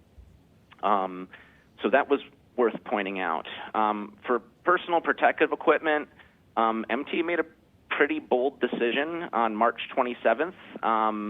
They not only began distributing PPE in general, but this included masks. And this is important because this is around one of the most pivotal points in public health guidance related to this pandemic. It was before the CDC changed their position on general mask usage by the general public, and about a month before the WHO changed their guidance. If you may recall, early in the pandemic, the CDC and health officials around the U.S., I shouldn't just say the CDC, health officials around the U.S. were advising that masks should be reserved for law enforcement and healthcare personnel, and that anybody else shouldn't wear one unless they're sick. And MTA decided on April 27th that they felt the right thing to do was to begin distributing masks to their employees in advance of that change in public guidance, public health guidance. And in this case, they were right. There's been continual emergence of scientific research to demonstrate how important mask usage is for us during this pandemic. For special protocols for vulnerable populations, we observed some responses from MTA that indicated changes to their accessoride paratransit program as early as March 12th. And that's important because we know from public health officials that people of advanced age, those that are immunocompromised, are more vulnerable to the disease, and logically, there's paratransit is built to support people in these categories. So they've taken many steps in the area of paratransit starting on March 12th, and then they also, for their employees on April 14th, instituted a return to work policy to essentially help those employees over 70 or with pre-existing medical conditions have options to consider on if and when they return to work to minimize their risk. For internal and external communications, MTA began system-wide public service announcements on February 9th. This is almost a full month before the first confirmed case of COVID was found in New York. And they began formal communications campaigns to their employees on new safety protocols on March 14th. And communications is important. It's very important because, well, I think we all have experienced this. We've heard the guidance that mask usage, for example, is important, but we all can see on TV or when we leave our home that not everybody wears a mask or wears it properly. And a big part of that is communications. It's convincing people and motivating them to want to do it for their own health. And, candidly, I really personally enjoyed how MTA approached this. I don't know if you've seen their advertisement to encourage mask usage, but it's simple, it's clean, and most importantly, it doesn't matter what language you speak. The imagery helps make it clear to pretty diverse range of employees and customers the right way and the wrong way to wear a mask. So I don't want to overstate the importance of communications during this pandemic, but I don't want to understate it either. So on to some conclusions. We've been presented with a lot of evidence from MTA that they took early, proactive, and decisive action to help reduce the risk of COVID-19 to their employees and riders. We've talked about a lot of them on the previous slides, including early distribution of face masks to employees prior to CDC changing their position on that issue, and then also implementing the majority of practices in the COVID-19 guide from APTA prior to its publication. Thus far, as we're going through the pandemic response review, it appears that MTA is consistent with prevailing U.S. health guidance. And as the chairman mentioned, we are wrapping that up as soon as possible with final language. Can MTA do more? Absolutely. And this goes for just about every organization in the world right now. We're still learning more every day from the scientific community on the virus and on the disease. And this is one of the first areas where MTA can continue to draw input for additional practices. Another is considerations from the global practice report that we just talked about, understanding the due diligence that needs to go in it. Input from MTA employees and riders is going to be huge. These stakeholders are going to provide critical advice on which priority actions are going to bring ridership back the fastest. And, there is no limit to partnerships with health officials. I can say that I've seen evidence presented by MTA that they've done more partnering with the state health organization than other transit agencies around the U.S., but there is no limit to the amount of partnering that can be done. It requires the best of our knowledge in the scientific community combined with the best of our knowledge in the transit industry in order to make the transit system as safe as possible. The next bullet here is an opinion and operating theory of the WSP team. It's around the concept of the most likely method, the most likely pathway of people getting sick during this pandemic. For purposes of shorthand conversation here, I'm going to call it respiratory transmission. It doesn't matter what part of the world you're in. Health experts around the world agree that the most likely way to get sick is an infected person talks, sneezes, or coughs, produces these respiratory droplets that are infectious, and then they land in another person's nose, mouth, or are inhaled into another person's lungs. That's the pathway that scientific experts agree is the most likely way that people will get sick. And strategically, if we think about how we prioritize additional measures to protect human health, it should be around this pathway, around the most likely pathway that people will get sick. And it's not to de-emphasize anything else that a transit agency might be doing right now, but as we consider the new measures, right? Another thing to consider is when we think about additional measures, to consider them in the context of the hierarchy of controls. And this might be a new term of art for some people in the audience. You can Google it. Hierarchy of controls is a framework for controlling disease that's used by all kinds of scientific organizations, and it's often misunderstood.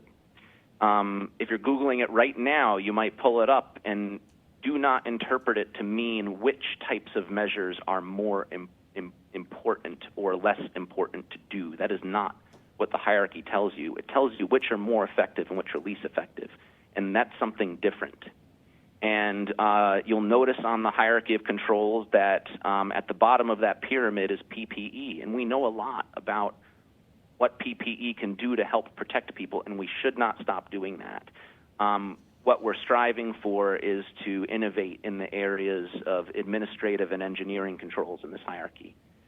We can consider this hierarchy of controls as we consider prioritizing future actions for MTA and also in conjunction with the due diligence review that we discussed.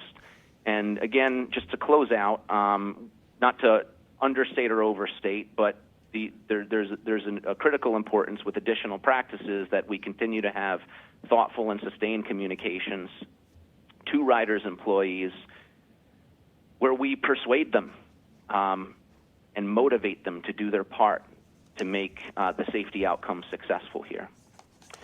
So with that, we've concluded our slide deck presentation, and our team is ready to answer any questions that you might have. So, John, it's Pat Foy. Let me start with my question, which is, I noted before that the final document is undergoing final language review. Is it safe to say that the final document will be consistent with the conclusions and briefing that you just gave the board? Yes. Thank you. Any other questions or comments from board members? I got one, Pat. Norman. Yeah, in the final report, did you, I went over your report as closely as I could, given my poor attention span. But I didn't see anything in there that referred to international best practices of removing cash from the system, either on the or in exchange. My friends in France tell me that they can still use cash at the booths in Paris. Is this a thing where you guys is it going to be covered in the ultimate plan, or is it something that nobody really considers?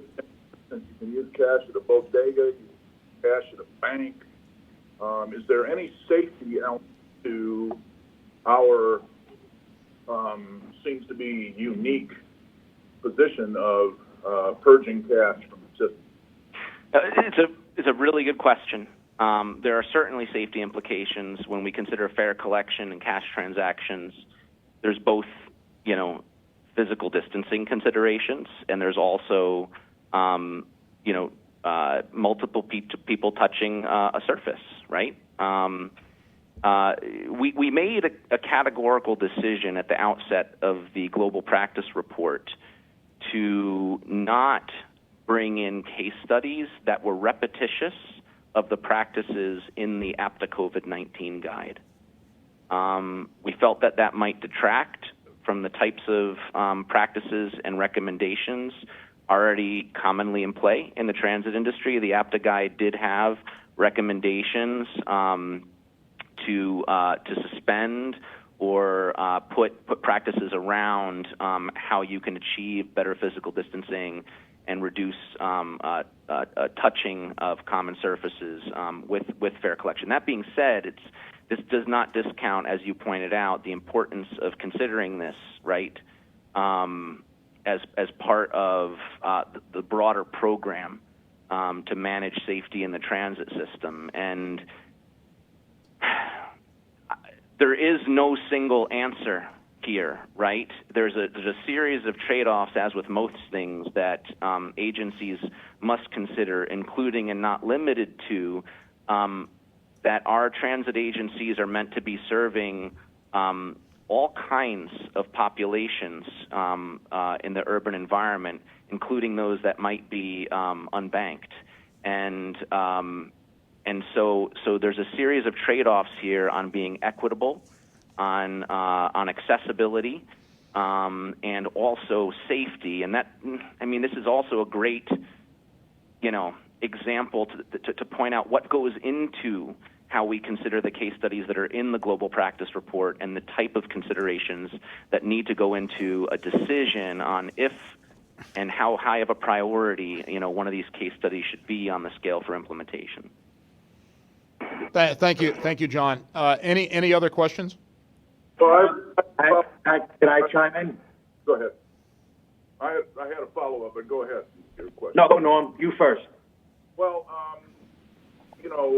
first of all, thank you for mentioning that I don't want to refer to them as vulnerable populations, but the population that does not have access to credit card and how important they are both to our ridership and both to our equity in the system. and that removing cash from the system does work a lot harder on that particular community. Now, with regards to part of what you made and statement you made, and I applaud your empirical scientific approach, but as we go to compare the relative safety of cash transactions, you also have to, I encourage you, and I assume you will, you seem very thorough into, to cover what you're replacing the cash transaction with, which is a interaction which does demand that the conductor or any other personnel from this MTA, it does demand that they have a close physical interaction to including a surface transmission. They fill out a little report and they put their, I assume they put their germs on it. Maybe you should carry around gloves and when you do this sort of exchange, that can be handled safely, and this was maybe perhaps something that at one point in the recovery from the coronavirus was a serious problem, that now is not the bigger safety problem is for the vulnerable populations and the position we're putting them in. And in addition, the additional safety issue, social issue, is that in the event when people do not have the cash and my position is if you're not or don't have a credit card, which is a lot of people, that you're putting those people in a position of forcing an interaction with authority figures that a policeman or a conductor or a other MTA personnel they would otherwise not have to go through. And these seem to be the thing when people talk about police reform, and I think it's an overused phrase with very definition. One of those elements is decreasing those opportunities for interaction. And this would seem to be one where if you just took the cash, you can solve problems. That's about all I have to say on it. If you can divine a follow-up question that somewhat speechified, I did apologetically, then go ahead and answer me. I would just say I think these are all great points, and there's probably a number of ways to successfully address the concerns that were stated, and also a number of ways to probably do it poorly. I think it's definitely a conversation that's worth having, and we've already been asked by MTA to help them look at this very question. And at this stage, I can't say that we have much more to report out other than the things that would factor into the dialogue. Commissioner Tessitore, it's Pat Foy. Let me go first before you do. I just want to address the issue of the unbanked or those without credit cards. It is a fact that today on subways, buses, Long Island Railroad, and Metro North, and will be the case when Omni is put in place, that customers who choose to pay with cash will be able to do that. They can do that today with, for instance, a MetroCard vending machine. They'll be able to do it with Omni, including a robust retail network outside the transit system that is being created and will include grocery stores, drugstores, and bodegas. So the public health issue is a serious one. As John suggested, we are not alone in banning cash or restricting cash during the pandemic. Other transit agencies around the country have followed us on that. But both today and the Omni system, which will be rolled out to all subway stations by the end of the year and all buses by the end of the year as well, cash will always be able to be used by a customer who chooses to do that. Vinny. Yes, so I'm just going to simply add to what Norman says because he touched base on all the points. All I can say is this, being very close to the craft. Currently, right now, by not accepting cash on board our trains, at least on Long Island, and I would absolutely assume it would be the same on Metro North, what is happening is the interactions between customers and crew members is becoming longer because of the debate about not accepting cash when we can simply accept the cash and move on. very quickly. We are still interacting with customers with the use of credit cards. We're billing customers that don't have the means for credit card or don't choose to use a credit card, which now is causing us to interact with driver's licenses and further communication and dialogue about the billing process. We are having, there's a certain rise, even with a low ridership right now, in police interaction with these situations because they inevitably turn into a dispute. Something that shouldn't be a dispute is turning into a dispute. Listen, the safety of our crew members is more important to me than anybody in this room, I assure you, as a representative of labor and coming from the craft. But we always took on that responsibility to take cash on board our trains as a service, to do it safely and responsibly, and not discriminate against anybody that still chooses to use the cash. I understand, Pat, that there will be the means for cash in other venues, but onboard cash is an important part of the equation. And quite honestly, our financial position should certainly help us in that decision because we should not continue to take on further debt and not take on the resources that we need. So all I would simply say is when we make these decisions, always prioritizing safety, onboard cash should be part of the equation. Thank you, Vinny. Pat, this is Victor Calisi. Commissioner. Thank you. Thank you, Chairman. So I noticed that vulnerable populations, and you included people with disabilities.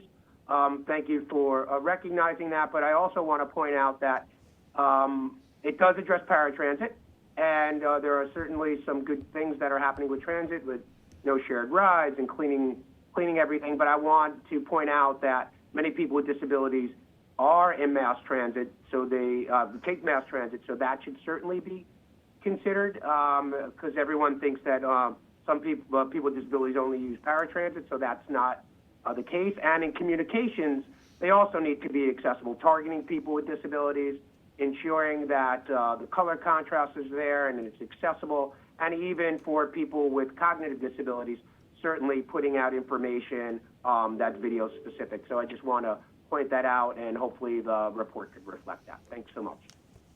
Absolutely, and I would just like to respond real quick to that, if I may. Completely agree with everything that you said. I hope we addressed that properly in the global practice report. I think we certainly attempted to.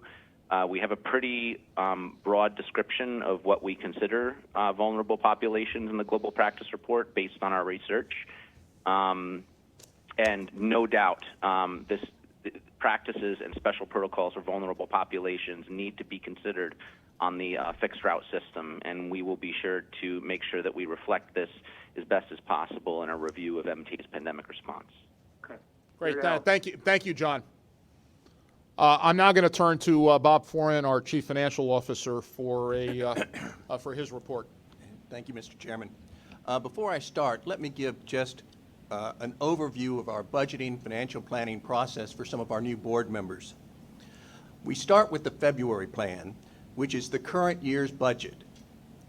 It also has a financial projection for the next 3 years. So this financial plan, it was 21, 22, and 2023. In July, at the board meeting, we'll present the July plan, which will update our 2020 results and the budget for the balance of the year, and also have a financial projection for 20, 22, 23, and 24. But the real key is it will include a preliminary proposed budget for 2021. Then in November, we will present the November plan, which will have a final proposed budget for 2021 and a 3-year financial projection, 22, 23, and 24.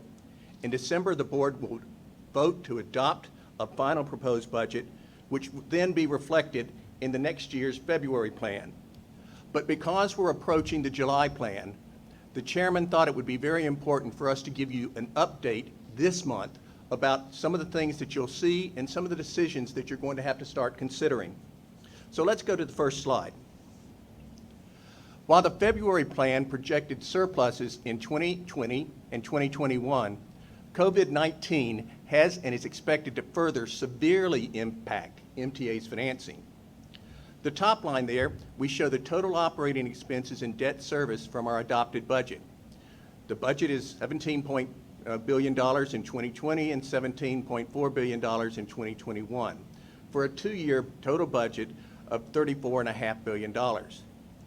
Now, McKinsey gave us estimates on what they thought the COVID-19 losses would be for fare and toll revenues, for subsidies, and then the additional expenses that they thought we would incur. In total, for 2020, it's a $7.75 billion loss. 2021, a $6.6 billion loss, for a total of $14.3 billion. Now, the important point is, what are those losses compared to the operating budget numbers that you saw at the top of the page? 2020, it's a 45% impact. 2021, a 38% impact. And over the two-year period, a 41% impact. Now, we have received Federal CARES Act money. In total, we will receive $4 billion. So in 2020, we're looking at a remaining loss of $3.75 billion, or 22% of our operating budget, still the budget gap. In 2021, we're not expecting any money right now from the CARES Act because it's not in there. So that would be $6.6 billion loss, or 38%. So for a total of the 2 years, we're projecting right now a $10.3 billion gap, or almost 30% of our budget. So the MTA needs additional federal funding to cover the remaining operating losses in 2020, and the chairman has mentioned the $3.9 million we've asked for. However, a $6.6 billion gap would still remain for 2021. Next slide. So we have requested an additional $3.9 billion in federal funding. Now, the Health and Economic Recovery Omnibus Emergency Solutions Act, the HEROES Act, passed by the U.S. House of Representatives on May 15, 2020. Among its many responses to the COVID-19 pandemic, the HEROES Act would provide the $3.9 billion that we're looking for. 3.9 would cover the remaining estimate of our loss in 2020. The Senate hasn't acted on the HEROES Act as of now, and the administration has not indicated the president's stance on the bill. As I mentioned, however, there are no provisions in the HEROES Act either to assist with continued losses anticipated in 2021, which will be estimated at $6.6 billion. The next. So we have a multi-year problem, and that's going to require a long-term solution. Transit providers across the nation and across the world are being faced with similar situations, and they're having to make difficult decisions to balance their budget and continue operations. Now, given the uncertainty around additional federal aid and its timing if we do receive it, MTA has various liquidity resources such as lines of credit, PAYGO funds, OPEB trust, that's the other post-employment benefit trust, deferral of federal payroll taxes as allowed now under the CARES Act, and the Federal Reserve Bank's municipal liquidity facility to deal with immediate funding needs. However, these funds only provide a temporary funding bridge to a permanent solution. And these funds must be repaid or replaced.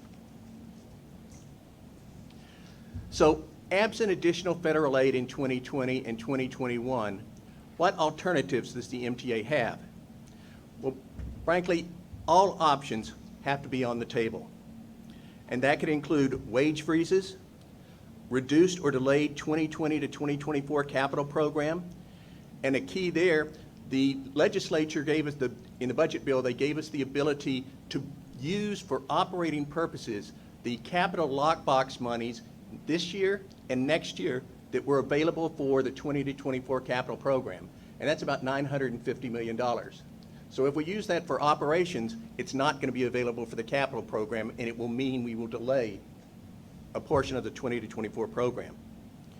We have the ability to do non-personnel expense reductions, though I have to say that's a smaller piece of our budget. It's about 22% or 3.9, and it does include things like electricity, fuel, materials and supplies, paratransit claims, but it does have contracts in there, operating and maintenance contracts and professional services contracts.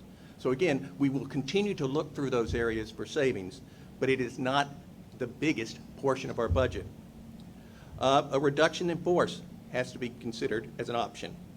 Fare and toll increases, service reductions, and long-term deficit financing. Though I have to say, we don't have the money to support a long-term deficit financing. So we'd have to create margin, room within our budget to pay at least the interest for a period of time and then the full repayment of these bonds. So really what you're going to be considering is a combination of these items here. Now, the board has faced financial emergencies before. During the financial crisis of 2008 and the ensuing Great Recession, our finances were dramatically affected.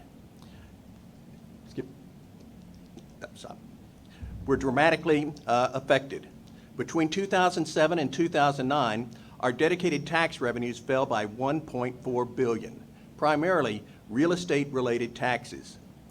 We lost revenues in 2008 and 2009 of $2.1 billion in aggregate, or 9.3% of our total two-year budget. The board voted to reduce operating expenses by 10% at that time, including service reductions, and implement a 23% fare and toll increase. In response, a rescue plan was implemented by Albany to cover the deficits. The payroll mobility tax, or PMT, and MTA aid, which were new fees on rental cars, taxis, driver's permits, and such, were enacted. The board then voted to rescind the 23% fare toll increase and the planned service reductions. However, the new PMT and MTA aid brought in less revenues than forecast, and the real estate and other taxes didn't rebound. So in response, the MTA raised fares and tolls by 10% in 2009, with planned biennial increases of 7.5% in 2011 and 2013. It increased its cost-cutting efforts, $200 million in 2010, and it implemented service cuts of $110 million annualized and a reduction in force, $100 million annualized. The board responded to its most significant financial challenge up until then and made the difficult decisions. COVID-19 has created a financial loss of unprecedented magnitude. 41% of our total 2020 to 2021 budget versus 9% of the 2008-2009 total budget in the Great Recession. Facing a $10.3 billion loss through 2021, absent additional federal assistance, the board will again have to make difficult decisions. Mr. Chairman, that concludes. Thank you, Bob. Questions for Bob?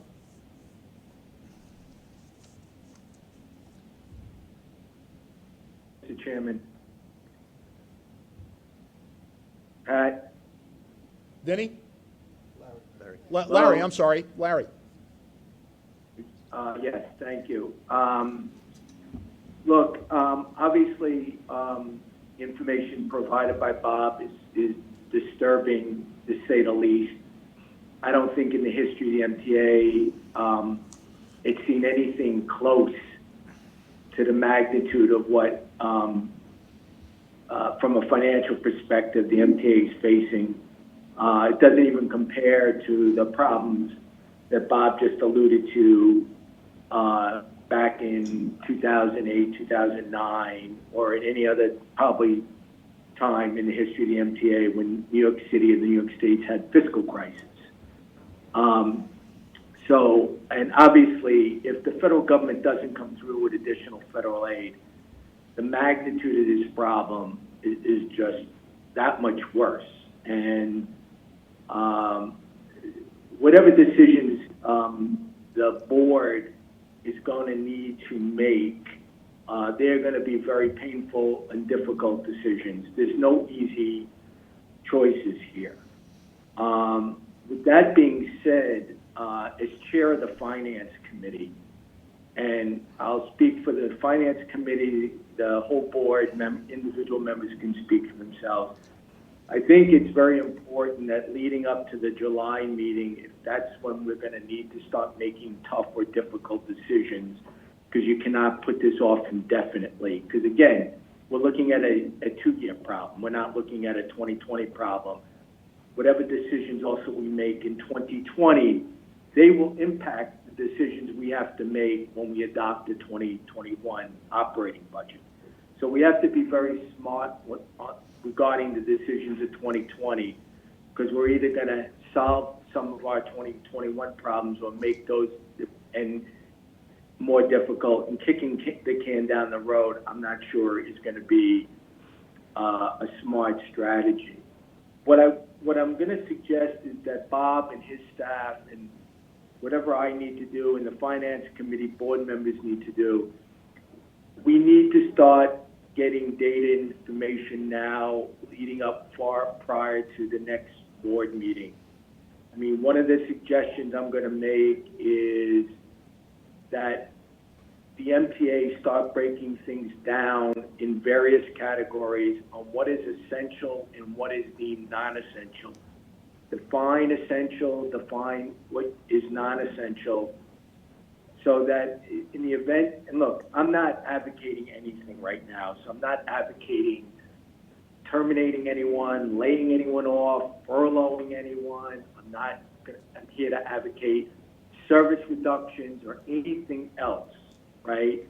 What I'm advocating for is we need a lot of information, and we need to squeeze every ounce of juice out of the orange regarding non-essential items before we look at the essential category. So, employees, who's essential, who's non-essential. Services, what's essential, what's non-essential. Capital, is any of it essential, what it's non-essential. We have to look at eliminating all overtime in 20 and 21, unless it's for emergency purposes or it falls in an essential category. We need to look for other efficiencies.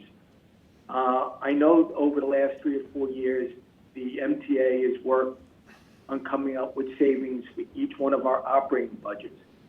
I clearly believe there is still significant waste in the agency as a whole, and I would ask and task each of our 4 agency presidents to come up with an efficiency plan or a waste reduction plan on how to come up with additional savings. And we need to get started on this now, and we have to have it way in advance of a July meeting, because I don't think we can borrow our way out of this problem. It's going to be, and we can't increase the fares where nobody can afford to ride the subway or a bus or a commuter rail or pay for the parking to get to the commuter rail. It's going to end up being a combination of things. And all those things are going to be tough and hard to implement and approve. But in the meantime, we have to bring our consulting costs down to bare bones, if not to zero. We have to look at all non-essential areas and items and either eliminate it all, freeze it all, create it down to a bare bones thing, because some of the other options that are out there are far more painful and far more drastic. And I don't think, as a board member, I again speak for myself, I don't think we can justify in good conscience some of the decisions we're going to have to make unless we've proven to ourselves, as well as to the ridership and the general public, that we have really eliminated or frozen every really non-essential item in the MTA's budget. So, Larry, completely agree. The deficits we face in 2020 and 2021, as Bob said, are unprecedented in MTA history. The MTA's faced tough times before deficits, but never the dollar amount or the percentage of the budget that Bob just described. Completely agree, secondly, that everything has to be on the table, and that before service cuts or reductions in force are contemplated, everything else has to be pursued. And we have to make tough decisions, and we will get to the Finance Committee and the board information on all of these options prior to the July meeting.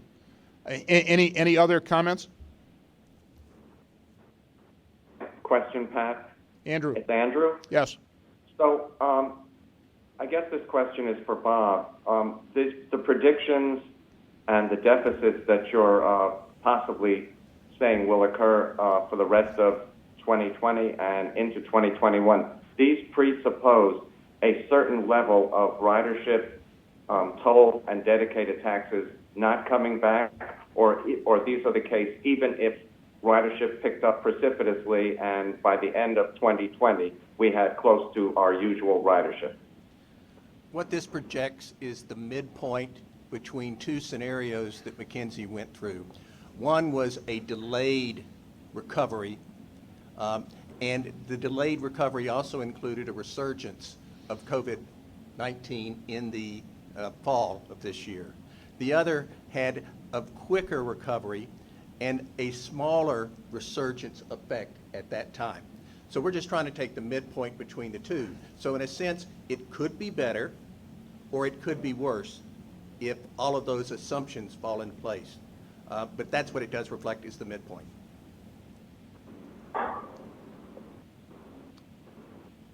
Anybody else? Commissioner Calise. Thank you, Pat. This is Victor Calisi. Being a rookie board member here and hearing what Larry and the chairman have to say about some tough decisions, pretty tough. But I just want to point out that if we do reduce delay, as the second bullet suggests, we have to really, we can't start by reducing accessibility and any reductions and delays, and they have to be looked at very carefully so they don't disproportionately affect accessibility. So happy to be working on this and some tough decisions here. Absolutely. Jamie? I have one question. Yes, will the McKinsey report be updated on current data? I know they have several scenarios. We're going on our best judgment to midpoint, but do they recalibrate with current data? Because every week or month we are getting new data. And I wonder when their next remit is to look at that. Yeah, McKinsey wasn't engaged to have an ongoing, review of this. They basically helped us set up a model to kind of look at it, and they fixed a place in time. And so what we're doing is we're continuing to monitor both what our ridership is showing, and thus far we seem to be on the ridership trend that McKinsey had based it upon. We might be slightly ahead we are slightly ahead on the bus side because we are seeing significant ridership improvements, free ridership, mind you, but improvements of ridership. And then we'll continue to monitor what's happening just in the general economy on how that affects our dedicated taxes. And we'll be seeing what happens elsewhere in the state. We'll work with the State Division of Budget. We work with the city's Division of Budget to go through and see how their forecast. So we will be able to kind of, adjust the forecast as it happens, and that's what we plan on doing. And again, as we get closer toward the end of the year, we'll have a better sense of what the 2021 projections will be. So we may hopefully have a very different preliminary budget projection in the July plan than we do in the final budget proposal in the November plan. Exactly. Thank you.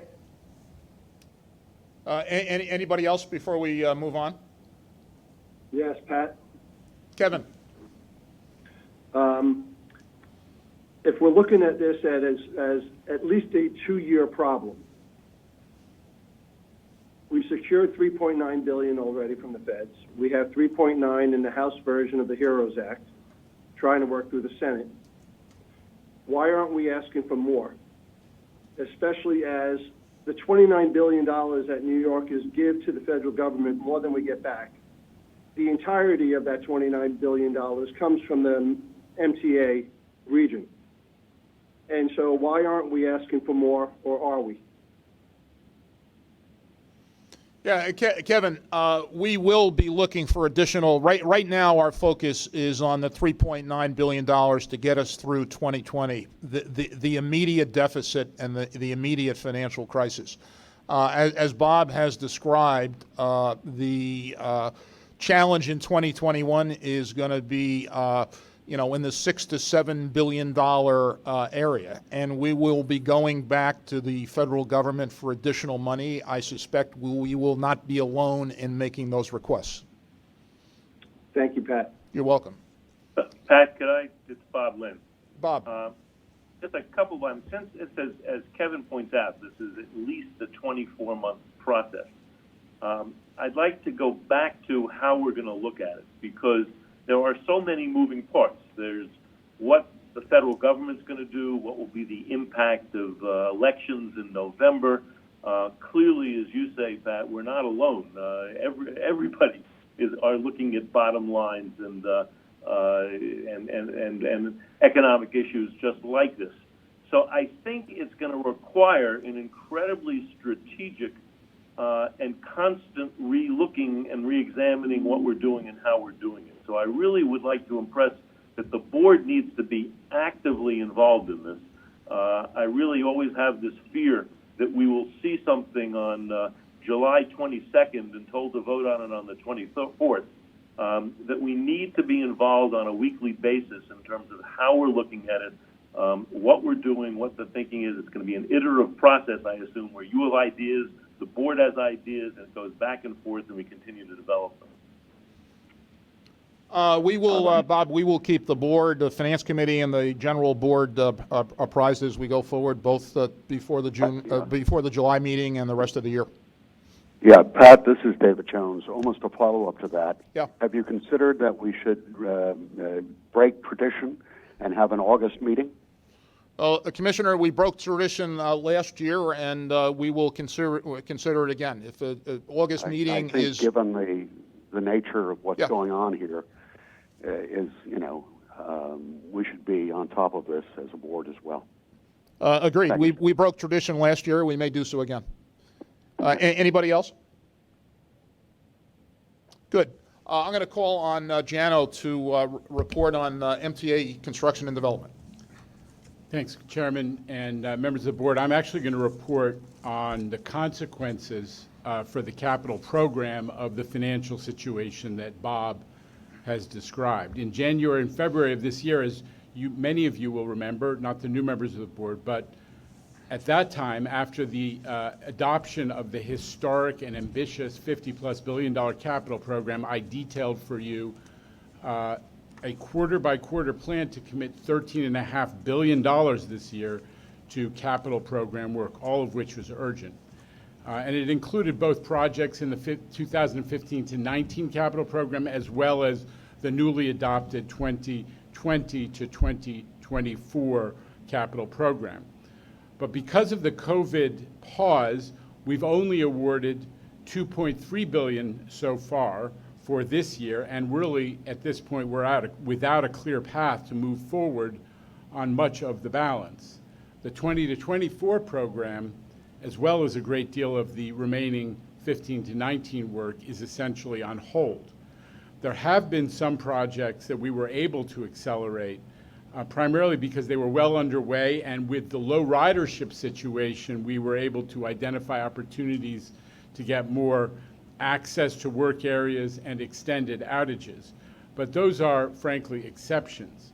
At this point, a number of our flagship projects, and Commissioner Calise mentioned ADA accessibility, that is among them. Our flagship programs in the capital program are being delayed. The ADA accessibility initiative, right after the new year, when the new program was adopted, immediately, the first business day, we began the procurement of 23 stations to be made ADA accessible. That initiative, which was well along in procurement before the COVID crisis hit, that is on hold. The high priority state of good repair work like replacements of elevator and escalator equipment around the system is on hold. Infrastructure and station improvements throughout the Flushing line, which included major structural work and 7 station upgrades, on hold. And even the design work, which we were trying to, because it's inexpensive, we were trying to keep it slowly moving forward so we would have more work ready to go when the crisis abated. That too we've had to place on hold. The simple fact is that the capital program of the MTA is frozen because of uncertainty about how much money is going to be available. The chairman described our efforts in DC, which I have been spending some of my time on. And the question, I just have to respond, I'm going to skip over that, but I will say in response to Commissioner Law's question, in addition to the HEROES Act, which is meant to, which has in it, to the credit of the House of Representatives and especially outgoing Appropriations Chair Nita Lowey, which does have provision in it for the $3.9 billion, and for the first time in some time has a formula which does not shortchange New York. But in addition to that, we are fighting for an appropriations bill which will govern future-going transportation investment by the Congress in years to come. We're fighting for that to have formulas which reverse the historic reduction of New York's share, which has been going on since Senator Moynihan enacted the ICE-T bill in 1991. And after 4 reductions in share by, not coincidentally, Republican houses, we're very much hoping that a Democratic House will turn in the other direction and increase instead of decreasing New York's share, which unfortunately is the direction of the House bill so far. But we are fighting for this in a background of true bipartisanship in New York on behalf of the MTA's capital needs. Senator Schumer has been very vocal. He participated in a Riders Alliance webinar last week where he stated, or he was reported to state, that no further COVID relief bill will pass the Congress without adequate money for mass transit and particularly for the MTA. That was a very strong statement. But equally important, a couple of weeks ago, 18 of the most prominent New York State Republican elected officials signed a letter to Senate Leader Mitch McConnell arguing that the HEROES Act and any COVID relief bill must include adequate money for the MTA. This is truly a bipartisan issue, and it ought to be, because we're talking about existential issue for the MTA, as Bob Ferran has made clear. If we don't get HEROES funding or something similar pretty soon, we are moving closer and closer to a fiscal cliff for the MTA capital program. And we know what that means because we've experienced it in 2009, as Bob talked about, during the last financial crisis, which was much less severe. The capital budget got cut dramatically, and we know what happened, which is that in the decade that followed, service eroded. Those momentary cuts in investment, especially in an old system that needs state of good repair investment, have dramatic long-term consequences, and we felt it, as many board members recall, even just a few years ago. Service gets unreliable, things break down, and our customers feel the consequences. If our leaders in Washington fail to act, the historic MTA capital program that this board adopted less than a year ago, and which was enacted with so much effort and so much leadership by the governor and the state legislature, is at major risk. And I just needed everybody to understand how serious that situation is and how we are experiencing it already. Yeah, the one thing I would add to Jano's comments, which I endorse completely, is that Republican-leaning business leaders and real estate leaders in the New York area have also weighed in. We continue to stay in touch with them. Any questions or comments for Jano? I have one, Pat. It's Andrew. So, Jano, does the delay in many of these capital programs also affect the repairs to the Rutgers tube? Commissioner, we are able to advance the Rutgers tube in large part because of the cash flow. It's federally funded. It's one of the last of those major Sandy rehab projects. So again, we were able to figure out how to manage the cash flow implications of it, and we have a source of funding for that. So that project is able to go forward, but it has the advantage, as you know, of allowing us to get in front of outages that will be necessary for the 8th Avenue line resignaling. But broadly speaking, we're in dire straits, and that's an exception. Thank you. Anyone else? Yeah, I got a question for you, Jano. How do we tell when we get from the point of trying to save the capital plan, trying to save the station accessibility program, to just keeping the lights on? How do we know we've crossed that threshold? What will it mean in the federal government? How do we tell when they refuse to, Mitch McConnell refuses to bring this stuff to the floor? What's the tip-off here?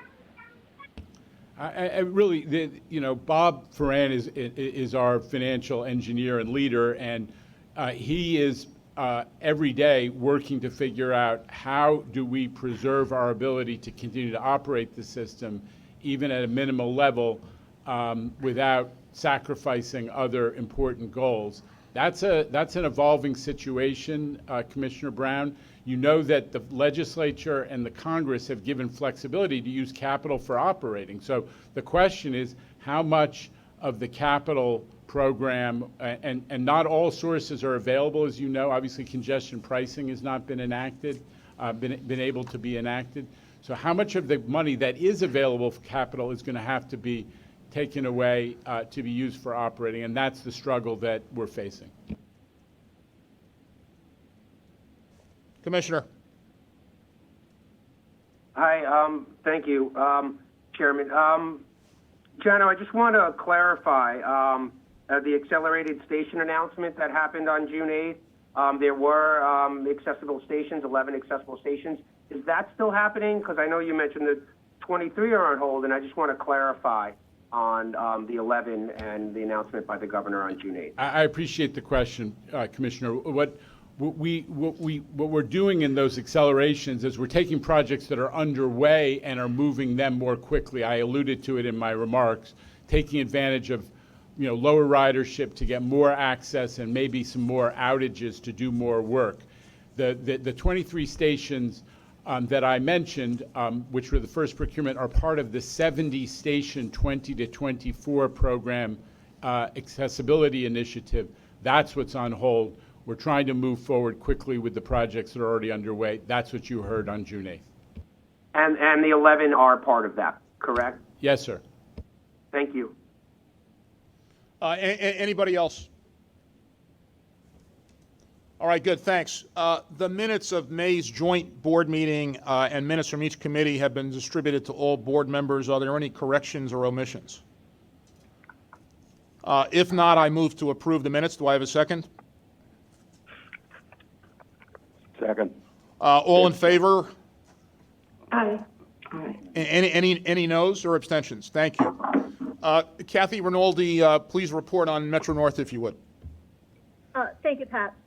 Good afternoon, everybody. As we noted at the top of the meeting, Metro North lost another employee to COVID-19 since our last board meeting.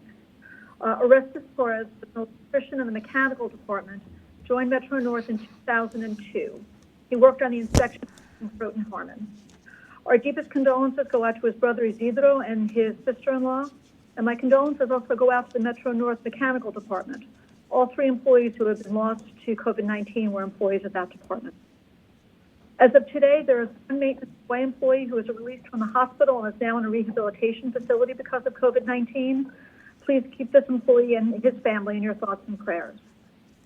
As the region continues to reopen, though, we are seeing more and more of our employees coming back to work, either from quarantine or having recovered from COVID-19. As of yesterday, the total number of Metro North employees that had tested positive for COVID-19 has held steady since the end of May at 181. We still have only 12 employees out of work, either because they are on quarantine or because they have tested positive. And as of yesterday, we had returned 1,238 people to work. While I welcome the new board members, I also want to take a moment to bid goodbye to Susan Metzger and thank her for her leadership and her friendship during her 15-year tenure as the Orange County representative on the MTA board. Since 2016, Susan has served with distinction as the chairperson of the Metro North Committee, and we will truly miss her thoughtful insight and her perspective on the many issues and topics that we've addressed over the years.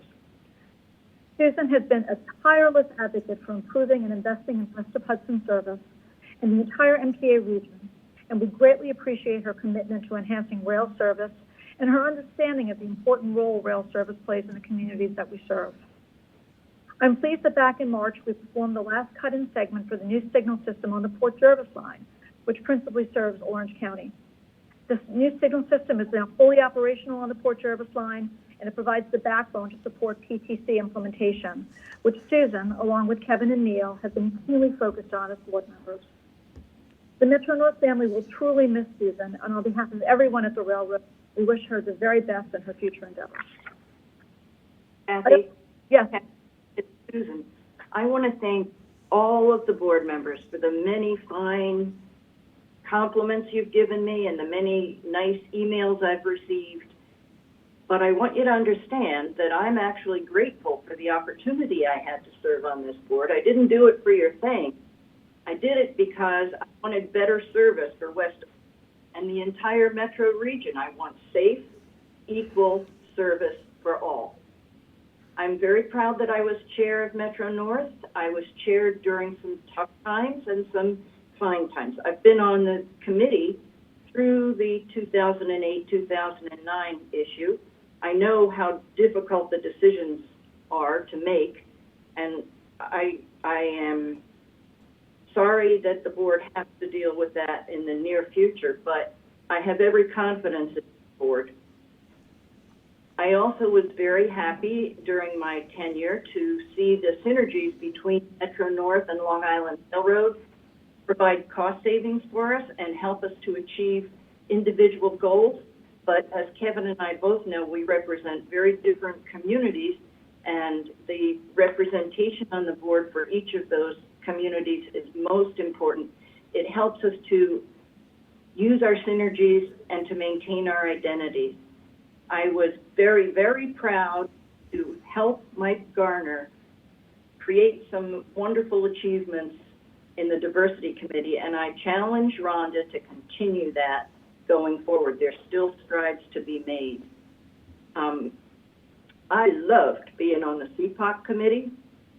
Nothing better than seeing this system expand and grow.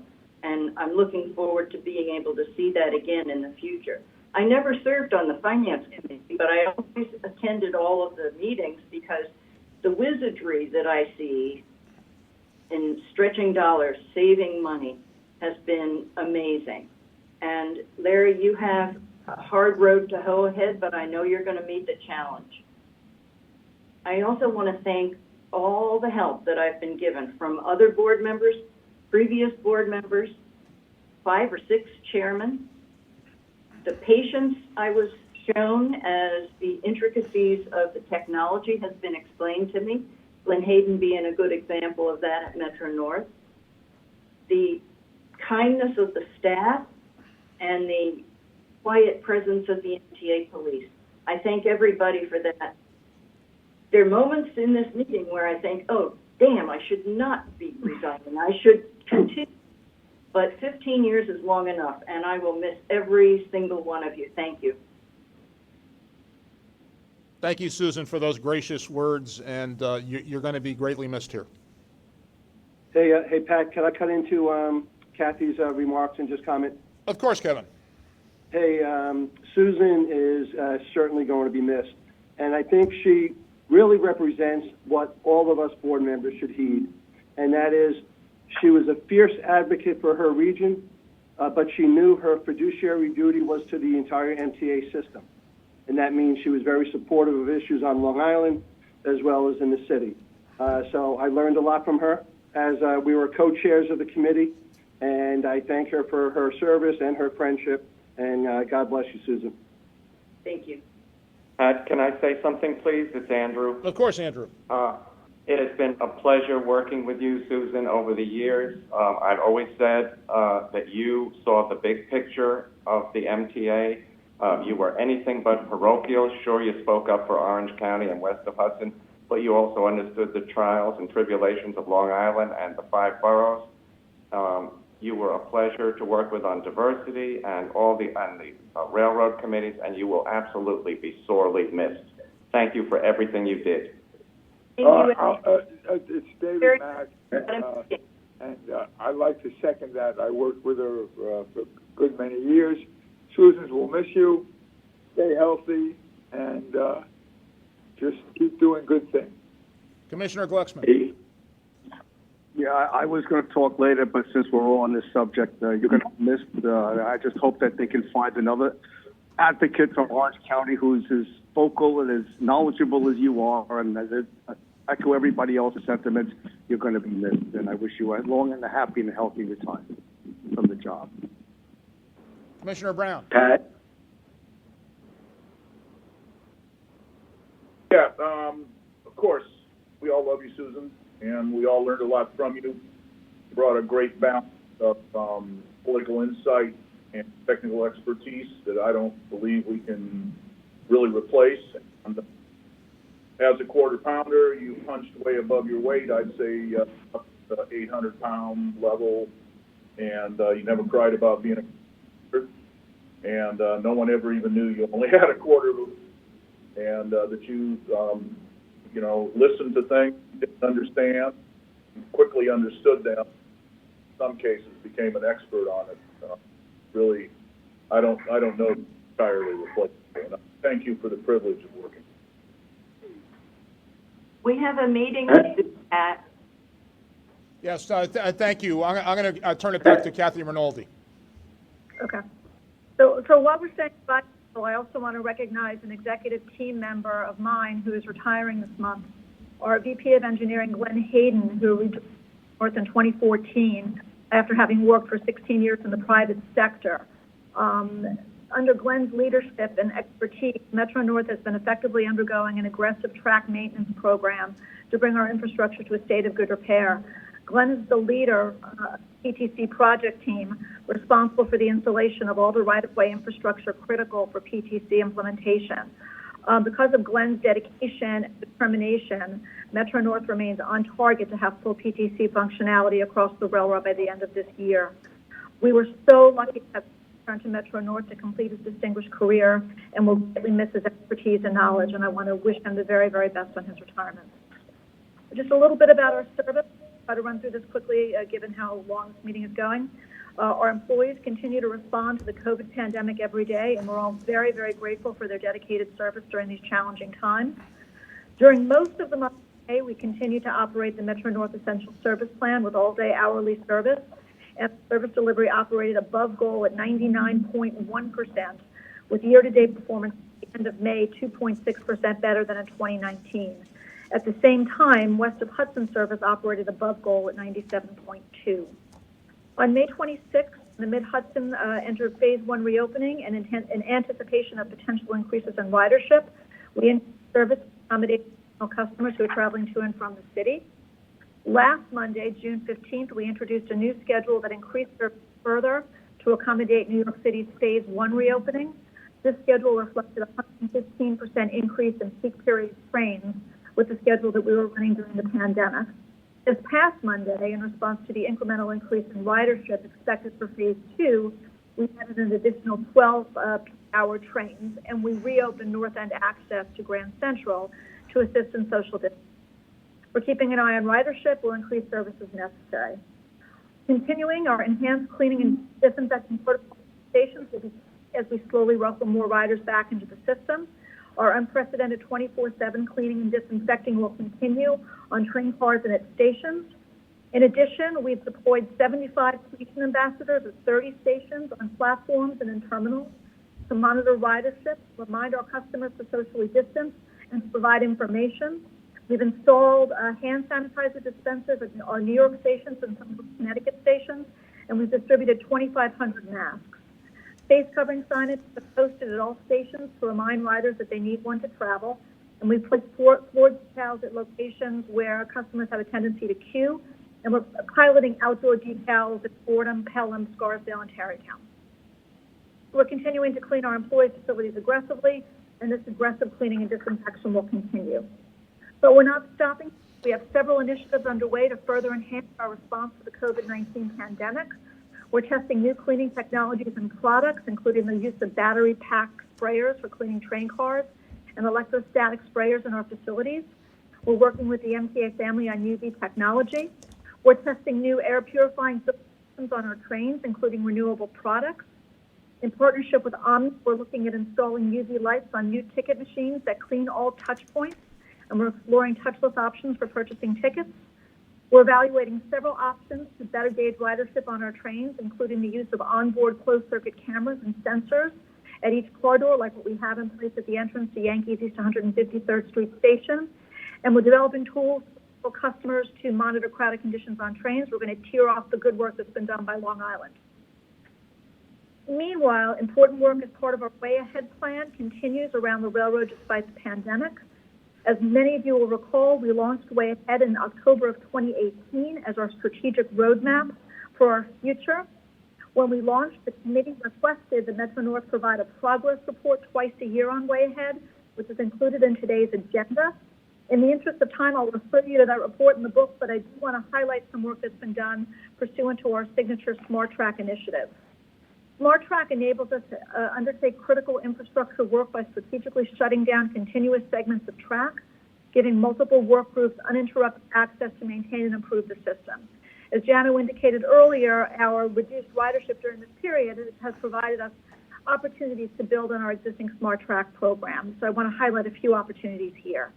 Our crews expedited the installation of new steel ties to replace timber ties on the Harlem River Lift Bridge, which carries every single train into and out of New York City. We also built a temporary platform at Cortlandt Station, which will support infrastructure work on the Hudson Line later this year. At the Hudson Avenue grade crossing in Peekskill, we installed additional warning bells, flashing lights, and fencing to improve pedestrian and vehicular safety. Our crews enhanced the J Street crossing in Crotona while relocating power and signal equipment to make way for a future project with New York State DOT in the town of Bedford. Through an agreement with the town and village of Scarsdale, we secured underutilized commuter parking adjacent to the tracks, which has allowed us to accelerate by 1 year a project that had been scheduled for next summer to replace the 4 track switches directly south of the Scarsdale station. This is very busy 2-track territory of the Harlem Line, and under normal circumstances, this project would have been a painful one for our Harlem Line customers. Advancing the work during this period when ridership is still low allows us to stage our equipment closer to the work location, and we've reduced the anticipated duration of this project by 8 weeks and decreased the amount of nighttime work, resulting in less impacts on the surrounding community. And in Connecticut, on the Danbury branch, our crews continue installing ties and removing old transmission poles while substitute bus service remains in effect. On the New Haven line, we're replacing ties between New Rochelle and Rye, while at the same time advancing the construction of a new interlocking in Norwalk by installing new track switches and catenary trusses. We've accelerated capital work as well, including bridge replacements in Mount Vernon, a substation project in Mount Kisco, and initial survey work to support the Park Avenue Viaduct replacement project. Finally, on PTC, we remain on schedule and have 202 route miles, or 82%, operating in full PTC with the complete Harlem Line, the complete Hudson Line, and part of the New Haven Line from Grand Central Terminal to Greenwich, as well as the New Canaan and Danbury branches in full PTC functionality. With fieldwork and testing continuing, we are on schedule to have the section between Bridgeport and New Haven cut in by the end of this month. We're going to cut it in over the weekend. And the final segment from Greenwich to Bridgeport anticipated by the end of July. Amtrak boundaries at New Haven and New Rochelle are expected to be complete by September. In closing, I want to thank everyone at Metro North for their dedication, grit, and determination throughout the pandemic as we continue to reopen the region. I'm very proud to lead the Metro North organization and really proud of my colleagues. Turning to procurement, we have 2 procurements for approval this month totaling $9.2 million. One is a non-competitive procurement totaling $6.5 million, and the second is a competitive procurement totaling $2.74. Let's go first to the non-competitive procurement. On behalf of both Metro North and Long Island Railroad, I request approval to award a 4-year contract to the firm Albatross North America, Inc., DBA SEPSA Metha North America, or SEPSA, in the not-to-exceed amount of $6.5 million. That breaks down for $3.5 million for Metro North and $3 million for the Long Island. This is for auxiliary power system parts, onboard cameras, components, assemblies, and repairable items that reside on the Metro North's M3, both railroads, M3, M7, and M8 electric rail cars, and the M7 electric rail cars for the Long Island. The one competitive procurement is as follows. Approval is requested for a contract modification under the current competitively solicited contract awarded in January of 2018 to the firm WDS Inc. in the not-to-exceed amount of $2.74 million for the installation of HVAC equipment for cooling spaces critical to Metro North's operations within GCT. I submit these 2 procurement items to the board for approval. Thank you, Kathy. Any questions? I'll make a motion to approve these procurements. Do I have a second? Second. All in favor? Aye. Any opposed or abstentions? Aye. Yes? Sorry, any noes or abstentions? Okay, there being none, the procurement carries. Before we hear from the Long Island Railroad, Commissioner Glucksman has asked us to say a few words about the passing of Mark Epstein, who served as president and chair of the Long Island Railroad Commuter Council. Randy. Thank you. As you probably have heard, the Mark Epstein, chair of the Long Island Railroad Commuter Council, passed away the week before last. A member of the council since 2009, Mark made all riders' issues his issues. As chair of the Long Island Railroad Commuter Council, Mark worked to improve the commute for his neighbors throughout Long Island. He focused on issues that rail riders cared about deeply, ranging from on-time performance to public safety, about which he cared deeply. Extremely active in his community and was always meeting with elected officials to present his unique perspective as a rider and commuter to call for improvements. Mark rode the Long Island Railroad regularly, and everything he spoke about was from that perspective. Simply, he represented riders passionately because he was one. He will be missed. In the coming weeks, the Long Island Railroad Commuter Council will elect a new chair. The council will continue Mark's legacy and continue to be advocates for riders while working closely with the Long Island Railroad to address issues that affect us all. Thank you. And if I have one more moment, changing to a more positive note, I want to welcome all the 5 new board members and hope that you have a good, enjoyable time on the board. Thank you. Thanks, Randy. Our thoughts are with Mark's family. Phil Lang from the Long Island Railroad, please. Thank you, Pat. Good afternoon, everyone, and welcome to all the new board members. And to Dr. Metzger, thank you for your leadership and dedicated service. You have left a lasting mark here. We wish you all the best. As we continue to move through this pandemic, I'm proud to see the workforce rise to the occasion every single day, delivering essential service in support of our economy's revitalization. I assure all that we remain vigilant in our safety practices. On Monday, June 22nd, when New York City Phase 2 began, we saw ridership rise to 16% of our normal weekday travel. And today marks another major milestone as Long Island enters Phase 3. I want all to know that we're continuing our robust disinfecting measures that better support riders as they gradually return. The dedication of our workforce, both managers and represented, along with the support of our labor leaders, has enabled us to continually staff and execute our service plan with an on-time performance of 98.5% for the month of May. And as the region continues to reopen, keeping the public informed is vital for returning riders as they navigate through these unprecedented times. Real-time information is essential for riders as they make decisions as to when and how they travel. I'm proud on June 16th, we launched an updated and improved train time app, a game changer for how our customers receive information right in the palm of their hands. This is a major accomplishment. Real-time information, seating availability on each of our M7 and M9 cars. It's a rail industry first in North America, and I'm thrilled for MTA to once again be leading the way with technology to empower the rider and improve the customer experience. Real-time seat availability, real-time train location, and real-time train status. I want to thank Will Fisher, Long Island Railroad's Chief Innovation Officer, and his team, MTA IT, and all at Long Island Railroad that play a role in making this happen. And we continue to deliver critical infrastructure projects that are helping to fortify our system and ensure continued reliability. Earlier this week, our new Meadowbrook substation in Freeport became operational. This substation replaces the existing one built in 1972 and provides upgraded electric traction power to the Babylon branch. And on the weekend of June 6th, we installed a new switch in Great Neck as part of the new Pocket Track project. This East Side Access readiness effort will provide greater flexibility and support additional opening day service on the Port Washington branch. Further improving operations, on the weekend of June 13th, we installed a new switch in Harold Interlocking. I'm proud of how our track, our signal, our power, and flaggers have continued to execute during this pandemic, rebuilding and improving the railroad for today and for the future. And another critical project, Positive Train Control, remains on schedule. We're continuing field installations and testing. 89% of our rolling stock is updated with the latest software. All New York and Atlantic Railway fleet are now qualified to operate in PTC, and Amtrak remains on schedule as they address interoperability through Harold. And finally, regarding the Long Island Railroad expansion project, we are supporting the replacement of the Glen Cove Road Bridge with a mainline closure between Mineola and Hicksville beginning this Saturday, June 27th, with service resuming on Monday, June 29th. We are supporting this by using the diesel fleet and offering train shuttle service between Hicksville and Babylon, and additionally, Nice Bus will cross on between Mineola and Hempstead and between Mineola and Hicksville. Further information as well as other projects are in the book.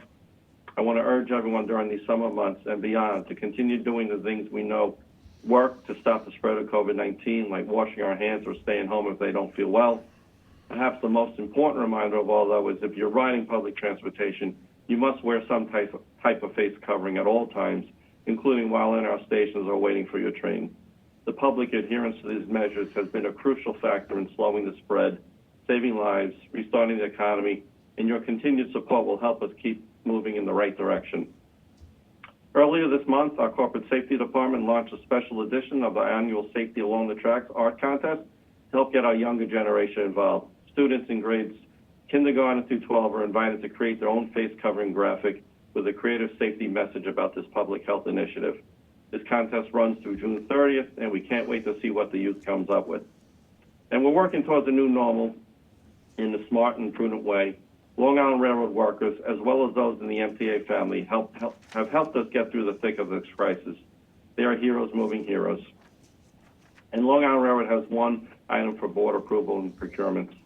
The Long Island Railroad requests the MTA board approval to award a competitively bid contract to Myers Controlled Power, LLC, in the amount of $7,659,654, of which $5,430,168 is base work, and the remainders are for two options: for construction, testing, and delivery of a mobile substation.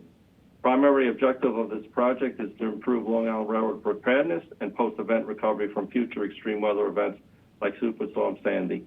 This will allow the railroad to be better prepared for emergency situations and will help minimize service disruptions due to power and communications failures along the right-of-way, with availability of mobile emergency management equipment. The equipment will be available to protect us system-wide and better support safety and operations. I hereby submit this procurement for board approval, and this concludes my report. Thank you. Thank you, Phil. I'll make the motion. I'll make the motion to approve this procurement. Do I have a second? Yes, Kevin seconds, Pat. Thank you. Any questions? All in favor? Aye. Any opposed or abstentions? Procurement carries. Jano.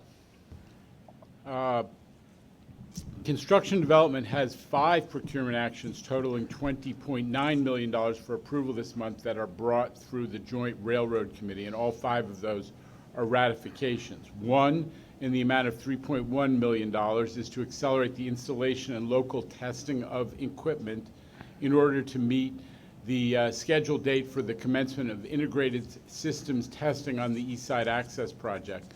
This modification is necessitated by the need to mitigate delays caused by water infiltration in those deep tunnel areas.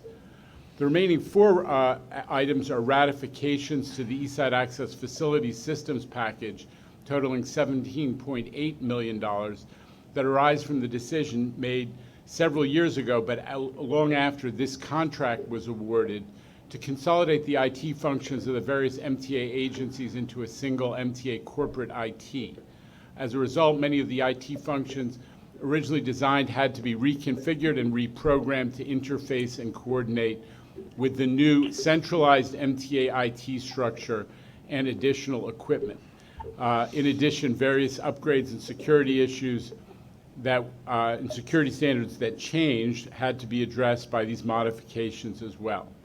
Now, funding for these modifications is within the Eastside Access contract contingency, which is the budget that I've outlined a couple of years ago for the board. However, because these types of late-breaking design changes were not intended to be paid for by the Eastside Access budget, the expectation is that the contingency will be replenished from other sources. Obviously, that's going to take a while and depends on us shaking out all of the issues associated with the MTA capital program that we're talking about. But just a heads up that there will be some kind of a resettlement of these amounts. All 5 of these items are submitted for the board's approval today, and I thank you. Thanks, Jano. Any questions? I'll make the motion to approve these procurements. Do I have a second? Yes, Kevin seconds, Pat. Thank you, Kevin. All in favor? Aye. Aye. Any opposed or abstentions? Thank you. These procurements carry. Jano. While I have the floor, we have one item that is through the Transit Committee this month. It's a competitive procurement requesting approval for a contract mod for the replacement of supervisory control systems, including programmable logic controllers at 2 additional fan plants in the Steinway Tube, totaling $2.3 million. This is work, I just emphasize, that is taking advantage of the fact that we have opportunity to economize by grabbing time and space that existing work allows. Allowing this work to be performed as a modification rather than as a new procurement is cost effective and will allow, as I said, for the work to immediately begin during the period of low ridership, mitigating cost and inconvenience to passengers. The item is submitted for your approval. Thank you, Jano. Any questions? I just have a comment on the CRC item. I think it's a great idea, but in the description of the item, when it mentions the Steinway Tube, it mentions the adjacent station as Vernon Junction instead of Vernon Jackson. You know, Commissioner, you know we put that in just to test if you were reading it. But we will correct it. The item will be corrected as you know. Thank you. I'll make the motion to approve this procurement. Do I have a second? Second. All in favor? Aye. Any opposed? Aye. Thank you. Any opposed or abstentions? The procurement carries. Sarah. Thank you, Pat. This is, I know, been a meeting that's going long, so I'll make my comments very brief, and then I know some board members may have questions, so I'll just make brief comments and then take questions if there are any. You know, I first just want to thank the men and women of New York City Transit for a smooth transition to Phase 1 and from Phase 1 to Phase 2. An enormous amount of work went into the planning for reopening, from distribution of products to every station to the testing of various cleaning products and dispensers to contemplation of what was the right policy for us to take on for Phase 1 and Phase 2. The planning and schedule work that went into scaling back when we were short on crews to essential service and then the return to regular service. The marketing and signage in our systems, the decals and stencils in every single station across our system, and of course the ongoing cleaning that has been done throughout the system multiple times a day in stations and multiple times a day in rail cars.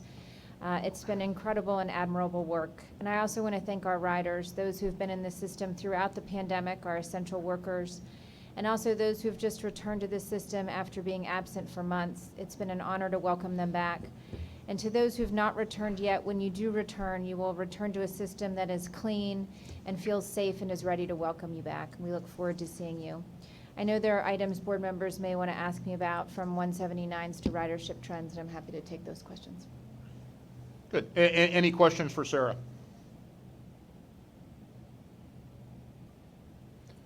You've got a procurement? Okay.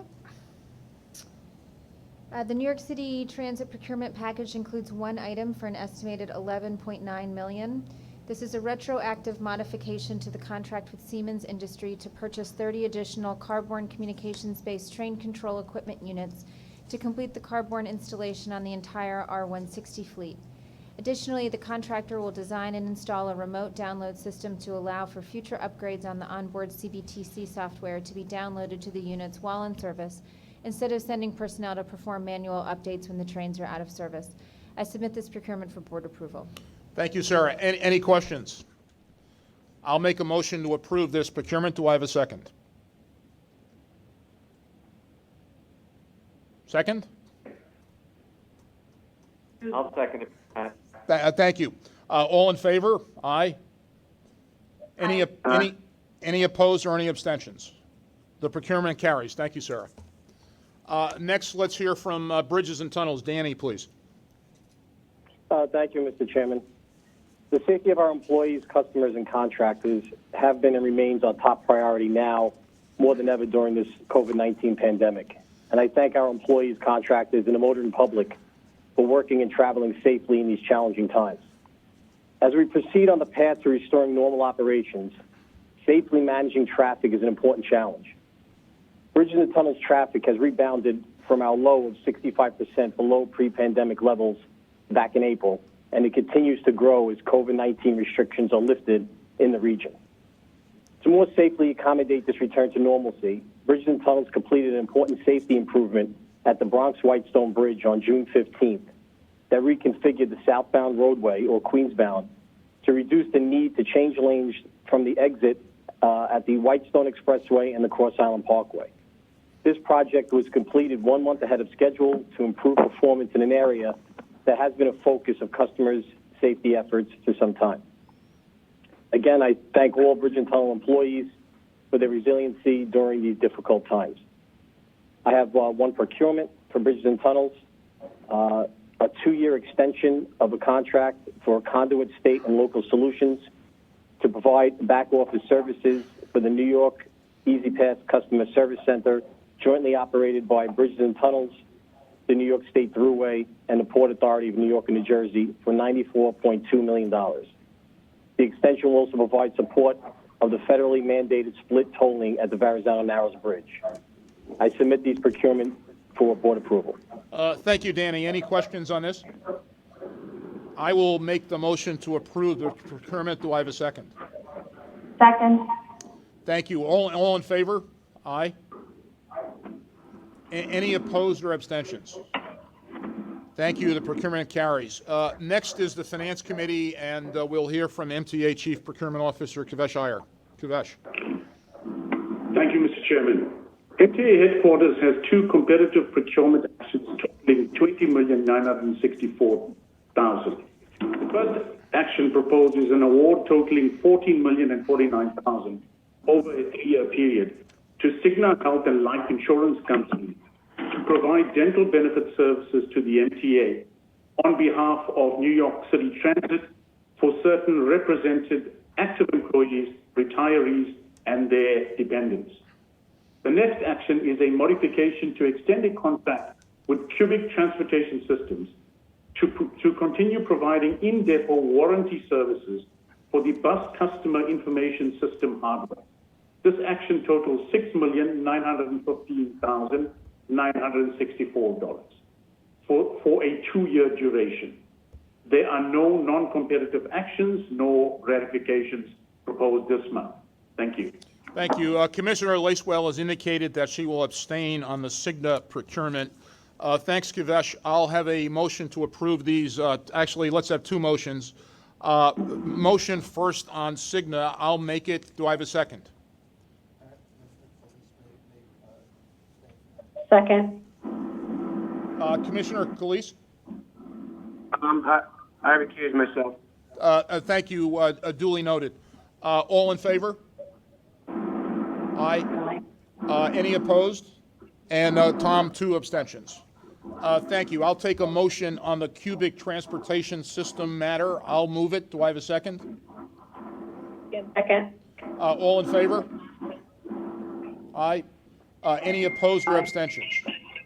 The procurements carry. David Florio, please introduce the real estate items, if you would. Mr. Chairman, real estate has 4 action items for consideration and approval. There were 2 MTA-wide action items The first is a license with Compass Group to install vending machines in employee facilities across all agencies and in select passenger stations. The second MTA item is an amendment to an existing board policy permitting MTA Real Estate to enter into leases without board approval for swing space and restroom facilities to support New York City Transit bus and operating staff. There is one action item for New York City Transit. It is a license with communique newsstands for 3 travel convenience retail units in the Delancey Essex Street Station Complex. The Long Island Railroad has one action item. It is the sale of surplus property in Richmond Hill to an adjacent property owner, Alpha Point Incorporated. There is, Mr. Chairman, one information item, and I'm happy to answer any questions regarding any of the foregoing. Thank you. Any questions for David on any of these? I'll make the motion to approve the real estate items. Can I have a second, please? Second. Thank you. All in favor? Aye. Aye. Any opposed or abstentions? The real estate item carries. Thank you, David. Valerie Bannon, MTA's Chief Investment Officer, will now briefly introduce the MTA's annual pension report. Valerie. Thank you. Good afternoon, everyone. In your materials, you'll find information on both the MTA's sponsored defined benefit and defined contribution plans, including plan and portfolio composition, performance, and MWBE participation. I'll run through some highlights and leave some time at the end for questions. Starting with a market overview, major asset classes had positive returns in 2019. Equities had a strong year, ultimately supported by easy monetary policy and progress on trade. U.S. and global developed equity market indices were up between 25 and 35%. Fixed income also had a strong year as the Federal Reserve cut interest rates 3 times. Broad investment-grade bond indices rose between 6 and 13%. This translated into very strong returns for the plans. As of the end of 2019, the defined benefit plans generated returns of 15.5% net of fees, well above the actuarial determined 7% return assumption. Employer contributions also continue to meet actuarial determined levels. The MTA defined benefit plan and the Long Island Railroad additional plan, with $5.6 billion in combined assets and over 19,000 active participants, had a 72.8% and 57.6% funding level, respectively, at the beginning of 2019, down slightly year over year. The MAPSTOA plan, with $3.3 billion in assets and approximately 8,000 active participants, reached a 74.4% funding level at the start of 2019, also down slightly year over year. Minority and women business enterprise, or MWBE, managers in the DB plans rose to 17% of total assets and 25% of public assets in 2019, from 14 and 21% respectively the year before. In terms of the DC plan, the 401k and 457 plans ended 2019 at $7.4 billion in assets, with nearly 55,000 active participants, which equates to a 74.8% participation rate, very high both amongst peers, especially government plans where a DB plan is in place. Finally, moving on to the current environment, while most major U.S. indices reached new highs mid-February, the emergence and spread of COVID-19 created a challenging capital market environment characterized by widespread selling of risk assets, a rise in volatility, and constrained liquidity conditions. Massive economic stimulus acted to keep capital markets functioning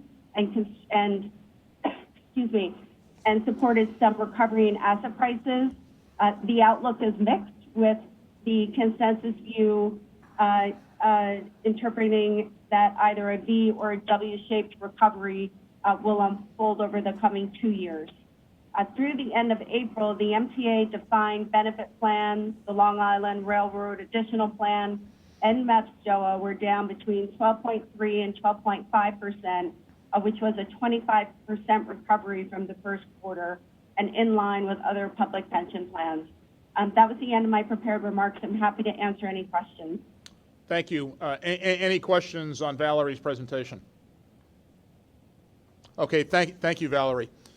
Thank you. We'll now turn to CPOC. This month, the CPOC portion of the meeting focuses on implementation of Omni and the MTA's performance against contracting goals for disadvantaged businesses and minority, women, and service-disabled veteran-owned businesses. In addition, the CPOC book, which is on the website and director's desk, of course, contains the commitment and completions report and quarterly traffic light report. First, Al Petray will provide an update on Omni. Al. Thank you, commissioners and board members and Pat. I'm pleased to report that even COVID-19, a pandemic, cannot stop the Omni Express from bringing our contactless payments for all New Yorkers. We are on budget and we're on target to complete phase 2 installations of contactless readers at all subway stations and on all buses by December of this year. It will take more than a pandemic to derail the Omni Express. Some additional project highlights include 2 contract change orders, all-door boarding.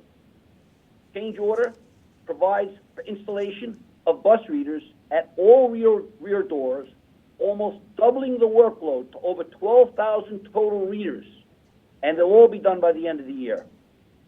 The paratransit change order provides for the interface between the Omni payment function and paratransit's reservation system, and that will be done in 2021. The IEC's report is available in the CPOC book, and both the IEC and I are available for any questions. Thank you. Thank you, Al. Questions for Al? Yes, Al, I have a couple of questions. First of all, the rear door boarding readers are great. Will anything be done to the steps as you board the bus so that it will know somebody is there and did not pay if the person does not tap their Omni card in the rear of the bus? The system, as it's implemented and designed, is called a proof of payment system. So what Omni allows is for an Eagle Team inspector to use an OSBD, an onboard validation device, to scan the customer's media, exactly how SBS operates today. The media will be scanned, it'll be digitally on a phone, it will be scanned NFC, near-field communication-wise, for a credit or debit card, and will approve payment at that point. That's how proof of payment systems work, and that's how this system will work. And there's no automated way to know if a person paid or didn't pay as they enter or exit a bus. Right. And the other question I have is, when do you anticipate time-based passes will be utilized in the Omni system? Because I think that's what's going to make it really take off. When would you like them? By the end of the year? Is that good enough? That's very good. If that's when every bus and station will be, that would be great. We're shooting for the end of the year. Maybe it'll be January, but we're shooting for the end of the year to be able to introduce time-based products. Thank you, Al. Any other questions for Al? All right, thank you. Michael Gardner will now provide an update on minority and women-owned and disadvantaged business participation. Thank you, Chairman, for help. Everyone is well and safe. I'm going to give you a brief overview of our annual DBE goal and the results to date. Next page, please. Our annual DBE goal is 18%. During the first 6 months of this current year, we are achieving 16% in contract awards and 22% in payments. Please note that this is a decrease from the previous year. Last year we had 28 and 26% DBE respectively for each of the 6 months, the highest in the nation. Part of the issue that led to the decrease of our DBE goal was the lack of capital projects that were allocated to the MTA's Small Business Federal Program. That program allows our DBE firms to bid on projects up to $3 million as prime contractors, and the 60-day moratorium due to COVID-19. I'm optimistic that in moving forward, we are going to have an allocation of our projects for the federal program, and also it will not be any more moratorium, so we can thrive in this area once again. We are working with the FTA, currently speaking, to increase our DBE goal from 18% to 20% based upon the availability of DBE firms in the market. As I indicated last year, we had 26 and 28% respectively. We are confident that we can achieve a 20% goal based upon the type of projects and based upon the availability of DBE firms in the marketplace. I will pivot over to our MBE goal. Our annual MBE state goal is 15%. We are currently achieving 16% in awards and 12% in payments. On the WBE side is 15% annual goal. We are achieving 13% WBE awards and 11% in payments. On our SDVOB goal is 6%. We are achieving 4% in awards and 0.29 in payments. Let me also end by saying thank you, Susan, for your leadership and support of DDCR as we have built the nation's most effective MWBE program on payments. And Chairman Foy, I will be submitting to you in a very, very short period of time our annual payments from last year to MW, DBE, SDVLB firms is going to be a great story, and we will make history. And Susan, early on, and Vice Chairman Ferrer, they were very keen on holding us responsible for our results. Let me also say that we are at a very, very, very critical time in our nation, as you indicated earlier in this meeting.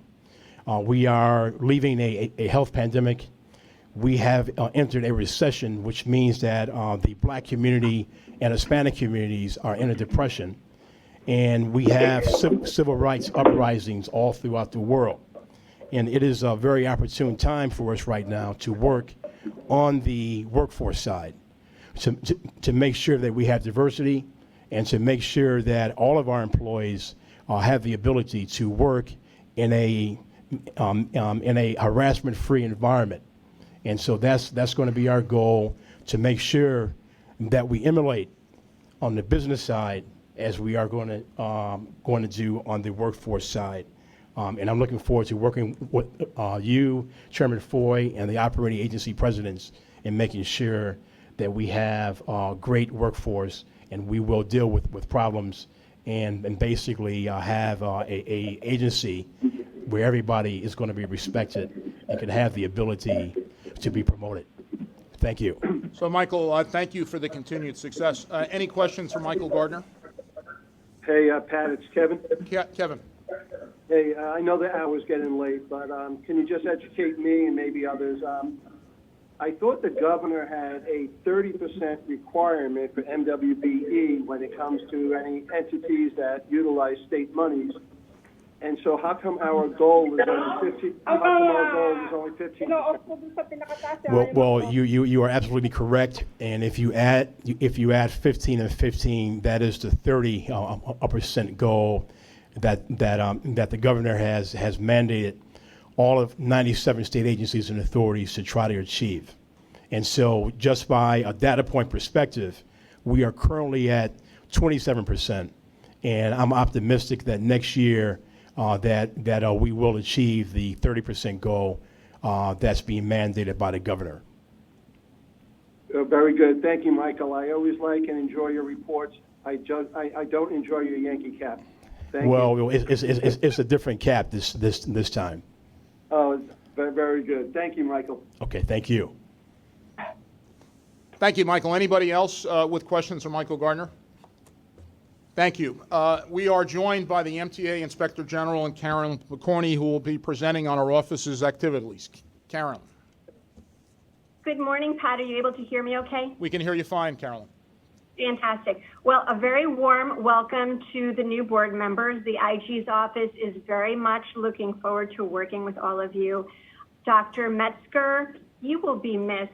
My team and I are so grateful for the support that you have shown for our office and our office's work over the years. We wish you the best of luck, and thank you for your many, many years of incredible public service. To the MTA workforce, my team and I are absolutely heartbroken over those who have died and those who have lost loved ones during the COVID pandemic. You have been very, very much in our prayers. We are in awe of your incredible resolve and your commitment to public service that you have shown the past few months. And during some of the darkest days and nights that our city has ever seen, you have literally kept us going. So saying thank you will never do it justice. Please know that you have our respect and our gratitude. So I last appeared before the board in December of 2019, and what I'd like to do today is to review with you some of the work my office has done since then and some of the work that's on the horizon. I did have a PowerPoint, Pat, I'm not sure if you guys are able to pull that up. Fantastic. So if you can go to the next slide, please. Thank you so much. So last week, we released our report on homelessness, highlighting the results of an 11-month investigation and audit that found weaknesses in MTA's previous pre-pandemic homelessness initiatives. And you may recall that the Interagency Task Force on Homelessness in the subway system had recommended that the IG's office monitor homelessness initiatives. I want to thank my team for their work on this report. To get you, the board, the public, the advocates, and everyone, a thoughtful, comprehensive report on such an important and systemic issue during a pandemic, no less, it's just really a testament to my team's excellence and their commitment to public service. And I also want to thank the folks at the MTA PD, and city and state government who gave us incredibly valuable feedback, which we incorporated into this report and our recommendations. Our report found that despite MTA's sincere efforts to connect homeless individuals to the services that they need, and after spending millions of dollars annually, its outreach programs were not showing improvement in reducing the disruptions resulting from the homeless population, and its goals, metrics, and data were lacking. And even more fundamentally, the report finds that really most of what's needed to move homeless people out of the transit system and into more appropriate settings is simply beyond the MTA's control, expertise, and mission. Next slide, please. My team, keeping the trains operating 24/7 was a major obstacle to both cleaning the subways and to addressing homelessness. And for this reason, I support the overnight shutdowns to conduct increased cleanings in response to the coronavirus, which I recently went out to inspect overnight. Shutting down subway service between the hours of 1 and 5 a.m. for cleaning is aggressive, but it's imperative in the midst of a pandemic.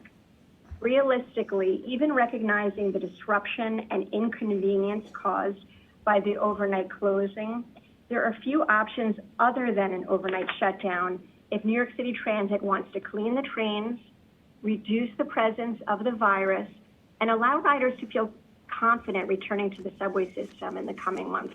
And riders should have no fear returning to their daily commutes.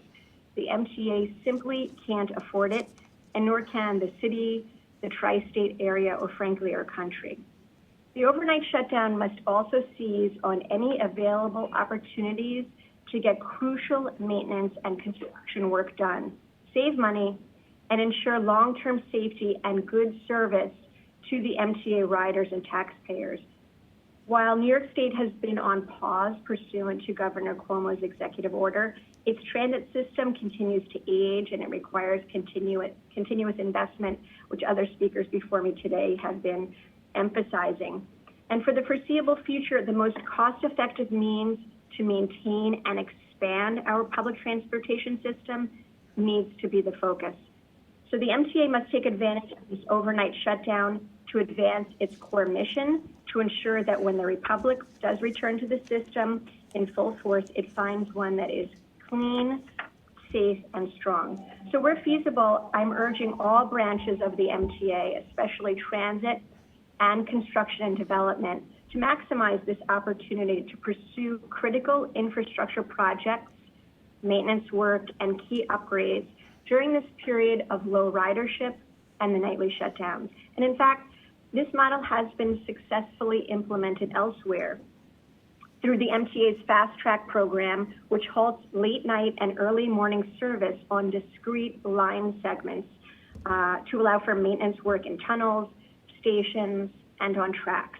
My team has examined this program in effect for years, and they were impressed at how well it enables important maintenance work and cleaning to happen cost effectively, thus reducing commuter delays and preventable incidents.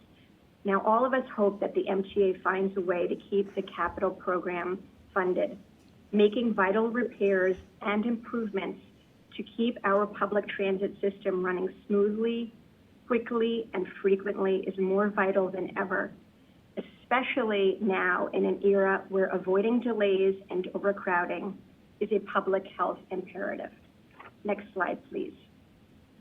Safety and security have always been priorities for my office, and in fact, all of my office's reports released this year touch on these themes.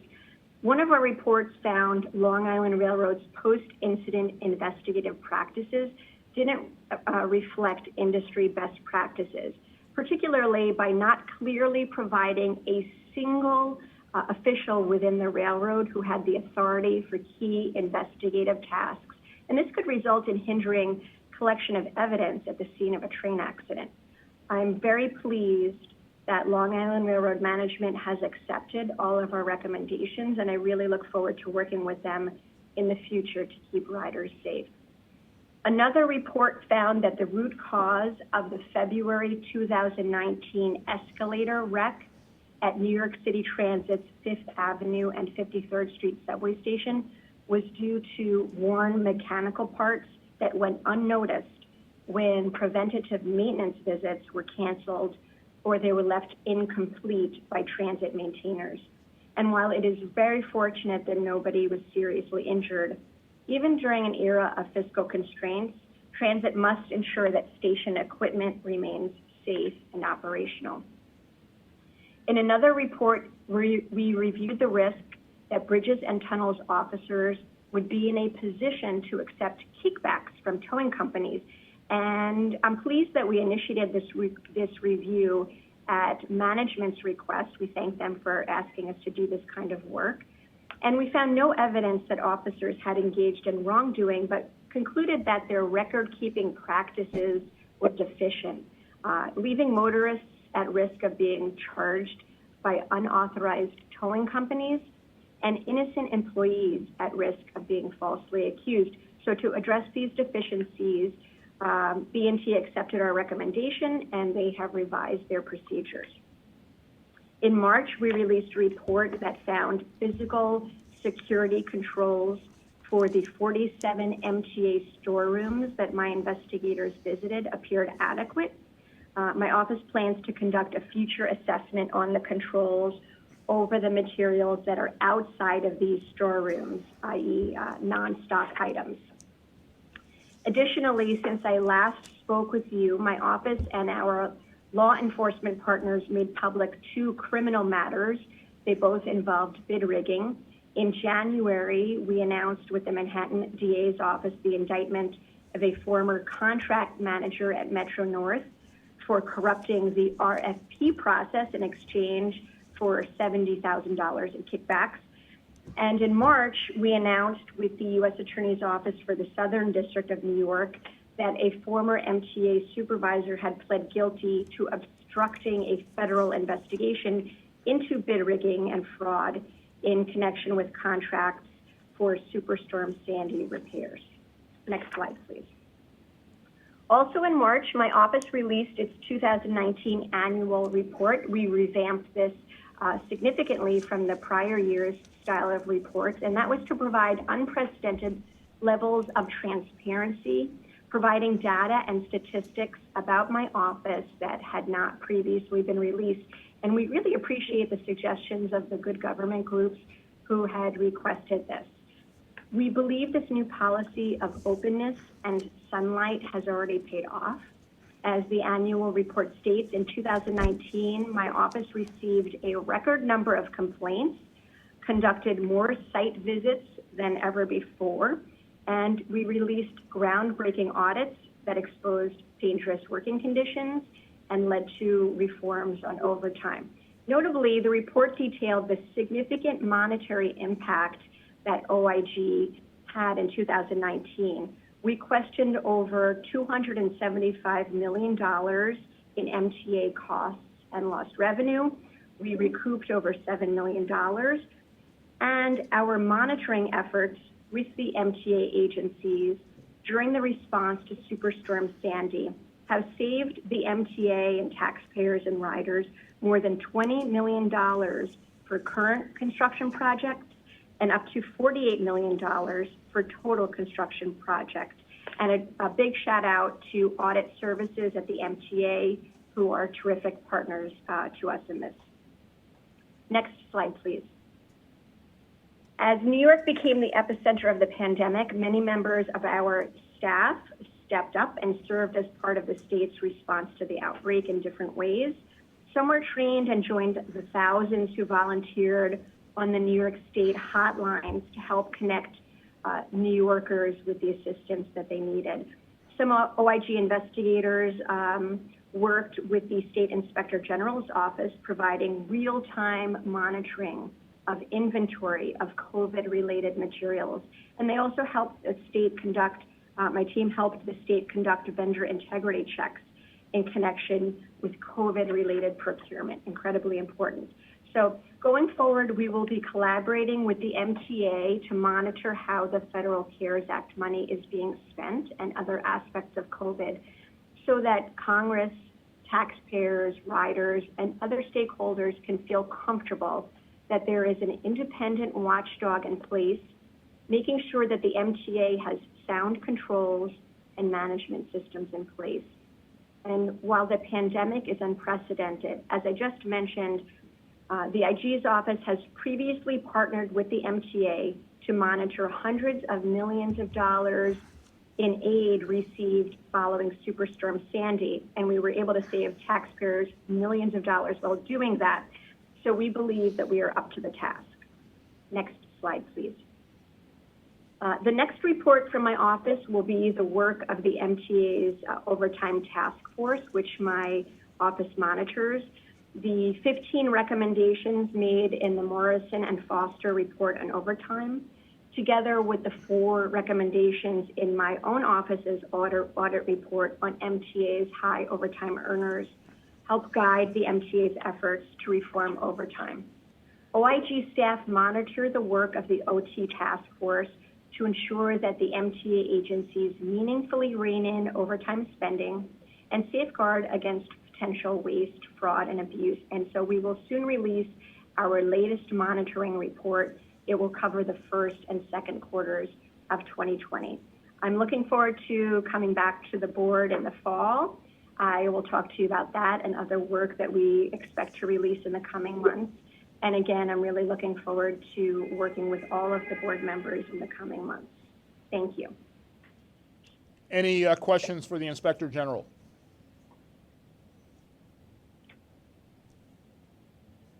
All right, thank you. I'll take a motion to adjourn the meeting. Do I have a second? Pat. Andrew. Larry. Larry, I'm sorry. Okay, Andrew, we sound alike, I guess. Listen, I just wanted to take a brief second to add my praise and thanks to Susan Metzger and join the chorus of other board members who've spoken. I didn't get a chance before. I've been able to serve with Susan for a number of years now on the board. She is a class act. That is the best way for me to describe Susan to anyone. She is not just a consummate professional who brought a lot of institutional knowledge, historical knowledge here, as well as, her passion for the commuter rails in the agency was second to none. And I just want to wish her happiness, good health, and success in her next journey in life. She's just a really good person. as well as the Class Act. And I know all the board members who have served with you on the MTA board all feel the same way. So Susan, we love you. Best of luck. Victor. Thanks, Chairman. In honor of the ADA, the 30th anniversary of the Americans with Disabilities Act next month, if we can have an accessibility report, that'd be great. I know, Pat, that you and I spoke a lot about ADA 30, but in doing some events, given the pandemic, that's changed. But if we could have a report, that would be great. Thank you. Alex Elagudin, who works for Sarah Feinberg, already has that underway, and that presentation will be made next month. Do I have a motion to adjourn? I move it. Second? All in favor? Second.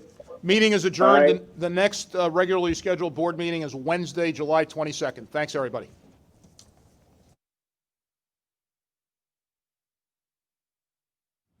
We're ready? All right, good. Unprecedented fiscal challenge at the MTA.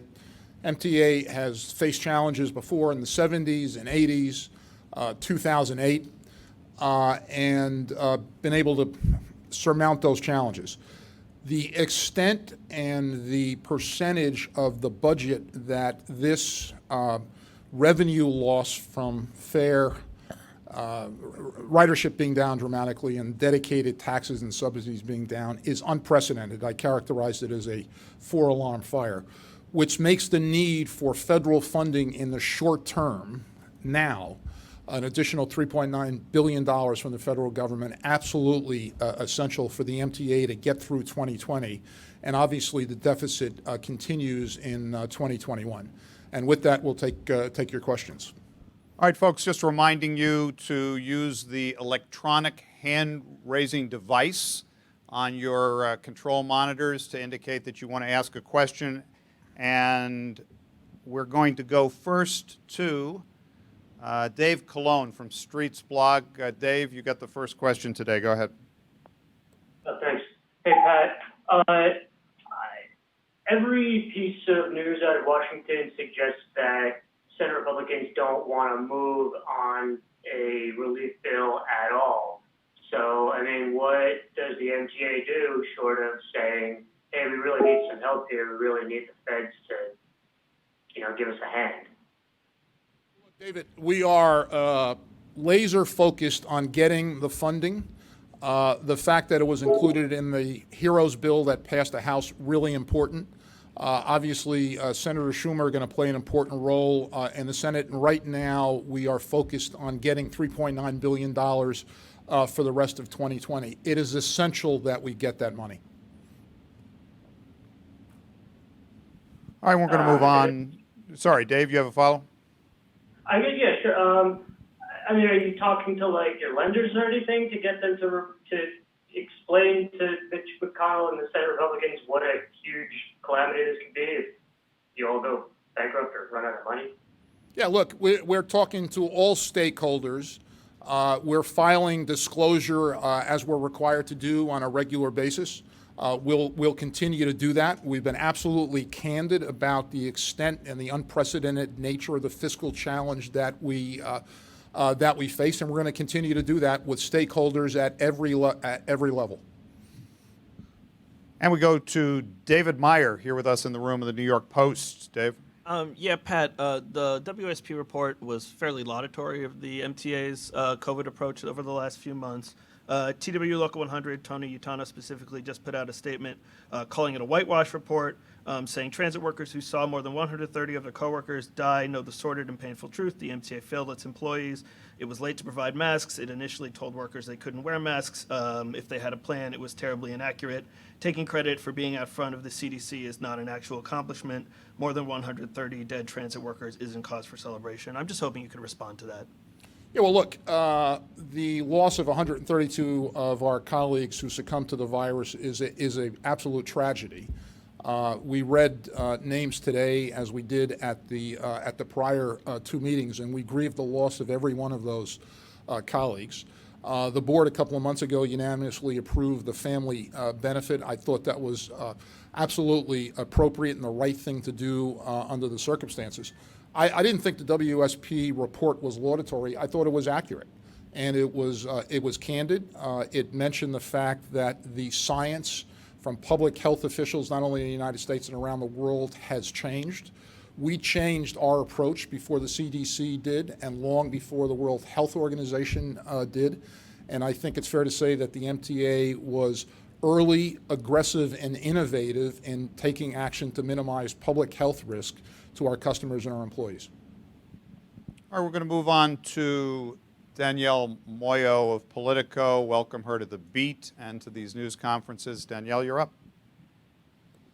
Hi, and thanks for the welcome. I'm excited about it. My question is, at this point, is there any consideration as to whether or not you won't bring 24-hour subway service back as a cost-cutting measure at this point? It's been talked about through the lens of, obviously, the public health crisis, but are you considering this on top of the other items you listed today as a possibility that it may not come back because of the fiscal crisis without federal aid? The 1 a.m. to 5 a.m. closure was started in order for us to be able to disinfect every station and every subway car every night. It's played that role. It has also helped the city, which is responsible for dealing with homeless individuals both on the streets and in the subways, the NYPD and the City Department of Homeless Services, to deal with that challenge. The city has reported that the number of homeless that are being referred to shelter and staying in shelter is significantly higher than it was before the 1 a.m. to 5 a.m. Closures. That's a positive thing. As we've said before, the closures will continue as the pandemic continues. And next up is Jose Martinez of the city. Jose. Hi, Pat. What does the bottom look like in terms of whether you do not get the federal funding? Well, look, Jose, we have to get the federal funding in order to get through 2020, and the deficit in 2021 is $6 or $7 billion. These are projections; could be higher, could be lower. But it's absolutely essential that we get the federal funding. There are other transit agencies and governments, local and state governments around the country that are in a similar position. I'm only focused on the MTA, and it's absolutely essential for us to continue running the service that we run and not having to take the dramatic and drastic steps that we outlined at the meeting. It's absolutely essential that we get $3.9 billion for the rest of the year. And if you don't? Well, look, if we don't, we outlined a series of steps. Everything has to be on the table. Those things were a list. None of us want to take any of those actions. But if we don't get the funding, everything's got to be on the table. And that's why it is so essential that we get the $3.9 billion to take us through the rest of 2020. And now on to Long Island, where Alfonso Castillo is waiting from Newsday. Alfonso. Hi, Pat. A couple of financial questions.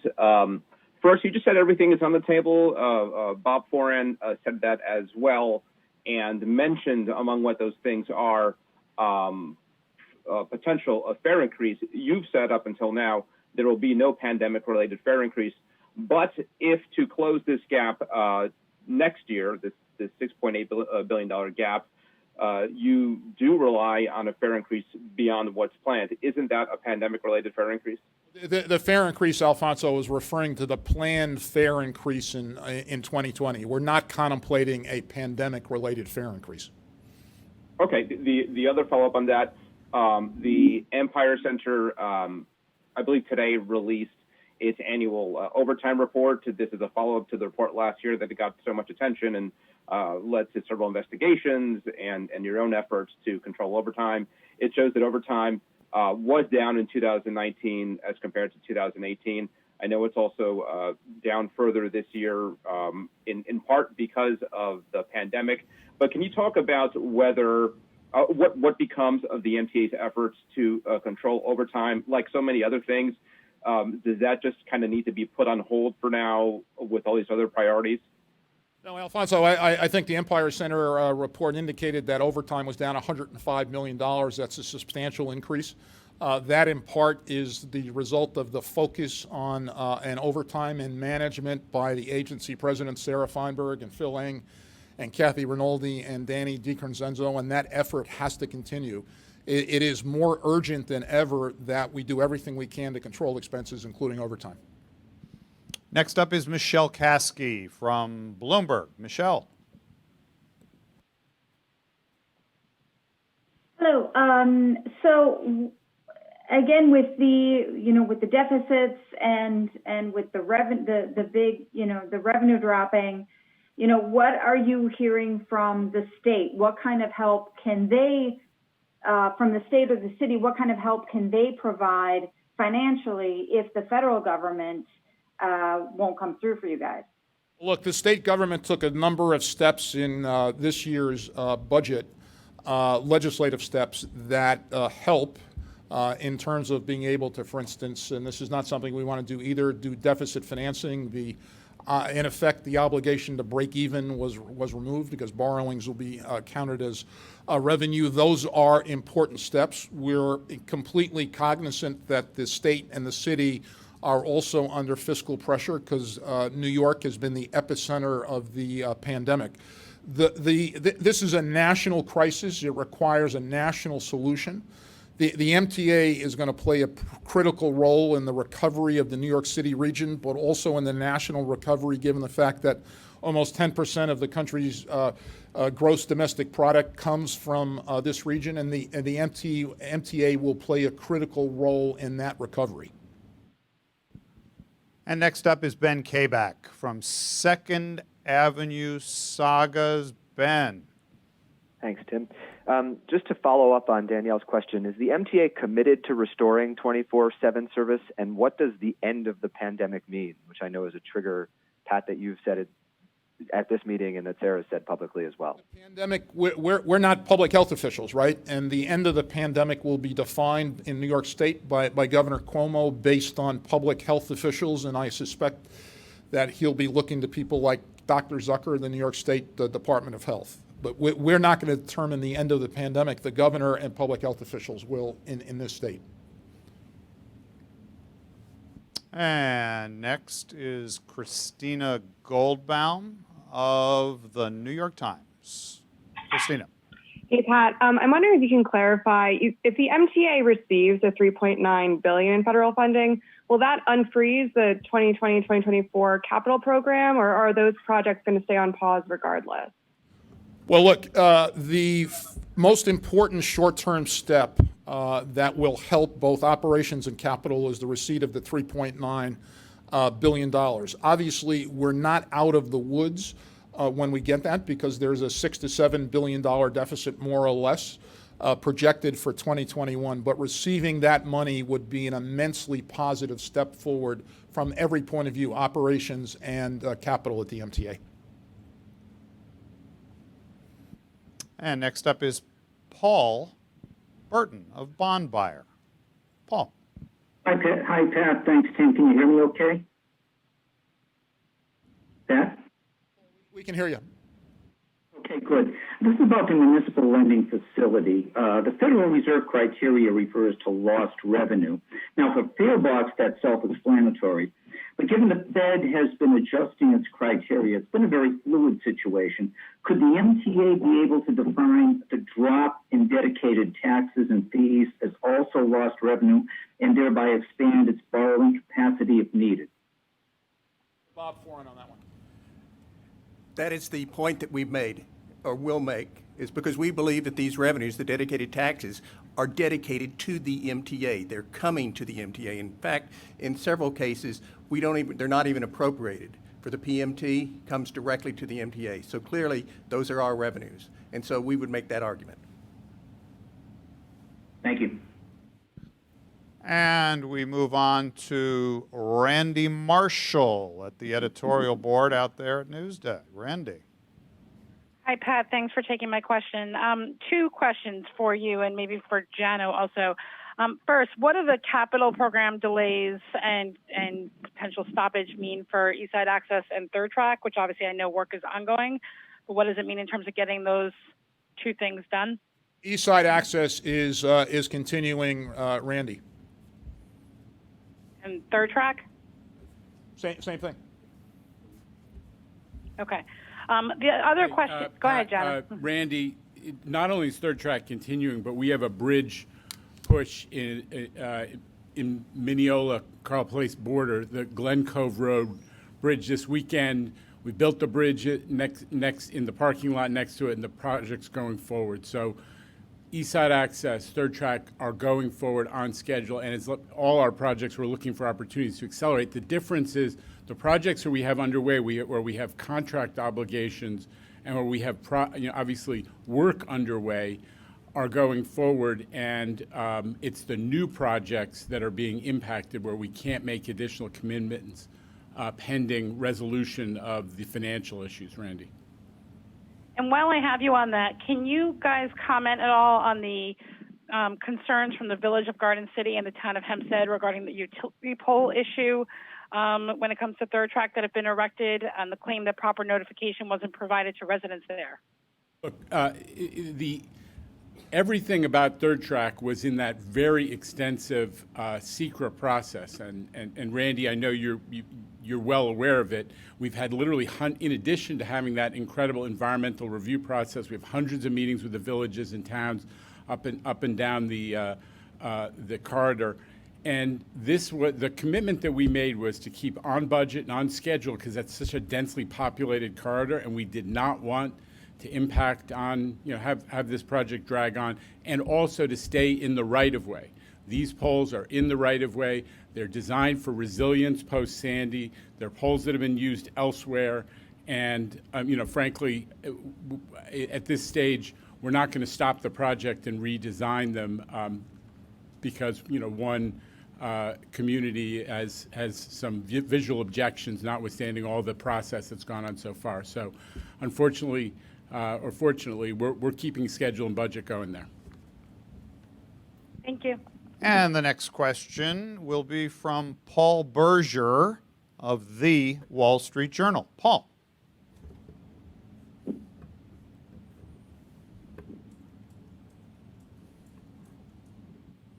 Paul is getting his settings adjusted. Can you hear me okay? We do now.